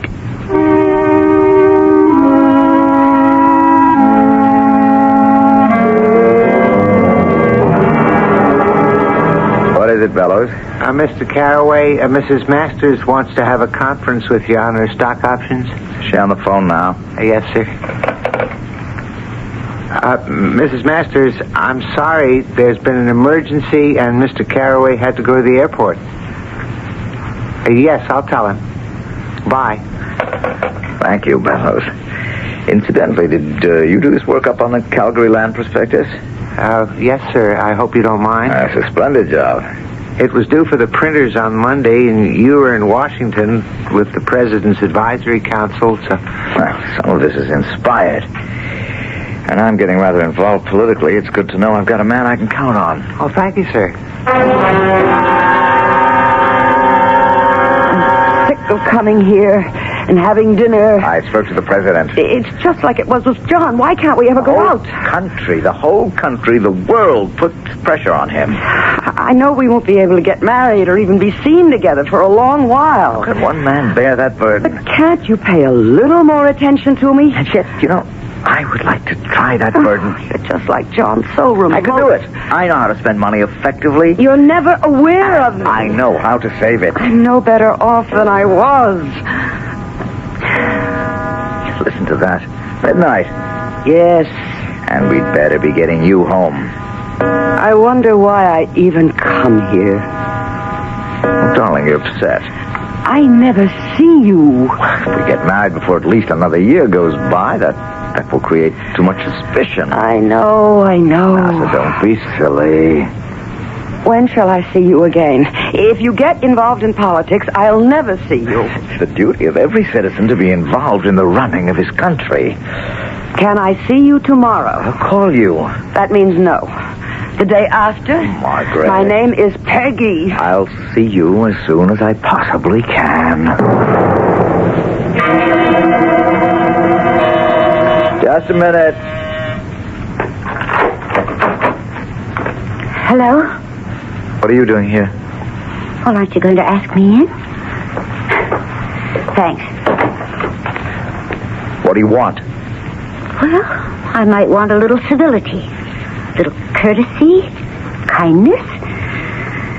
But you lost all those traits when they were no longer needed to serve your purpose. Doreen, what is it? I said you could be in trouble if the wrong person found out about you and Mrs. Masters. What are you driving at? Fortunately for you, the right person found out. Me.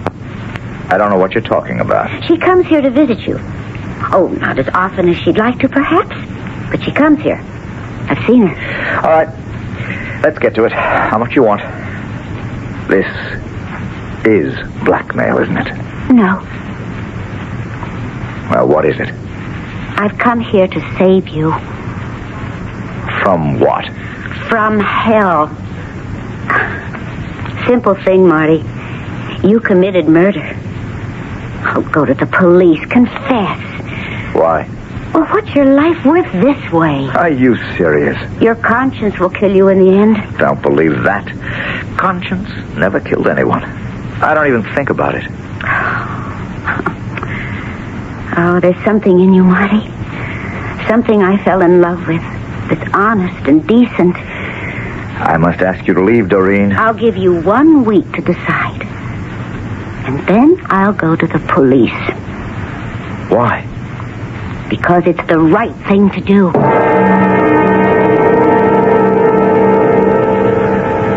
Sit down, Bellows. I know you're very discreet, and so I want to ask you about a very confidential matter. Yes, sir? There's someone who's quite capable of doing me great damage. Yes, sir? And I understand there are people who can eliminate various... Oh, yes, indeed, sir. And would you be able, in a very discreet way, to ascertain who some of these people might be? consider it done, Mr. Carraway. Bellows, I get to lean on you more and more each day. I shall have more information for you tomorrow, sir. Good. Now, what is there I have to know today? Well, the Calgary reports must be done in detail. Well, that will call for hours of work. You free this evening? Yes, sir. But you're not. Why? Oh, Mrs. Masters phoned and said since it's her birthday, she was expecting you for dinner. Oh, damn it, I forgot. Which is why I took the liberty of purchasing this necklace at the jeweler's. Oh, Bellows, you're a prince. Look, save my life. How's it? Come to dinner with me. But isn't this a rather personal... Look, it'll give me an excuse to back away early. Well, if you're sure it's all right, sir.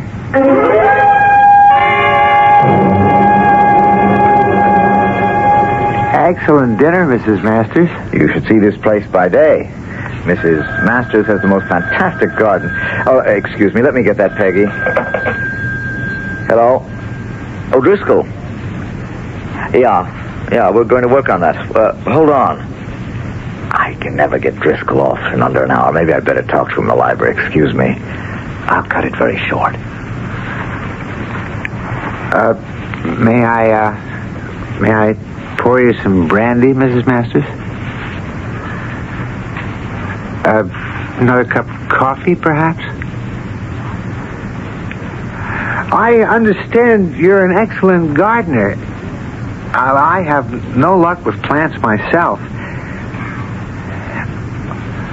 Well, now, this is an interesting silver piece. I'd like to collect silver someday. Mr. Bellows. Yes? Kiss me. What? Put your arms around me. I beg your pardon? Hold me close. But, Kiss me. Mrs. Masters. Make love to me.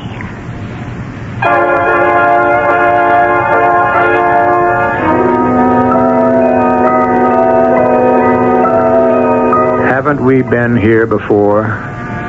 Well, we've been everywhere before. We've seen everything and even done everything. Doesn't the book tell us there's nothing new under the sun? We know it, but we keep hoping tomorrow will be different. Well, maybe I can come back with something different in just a few moments.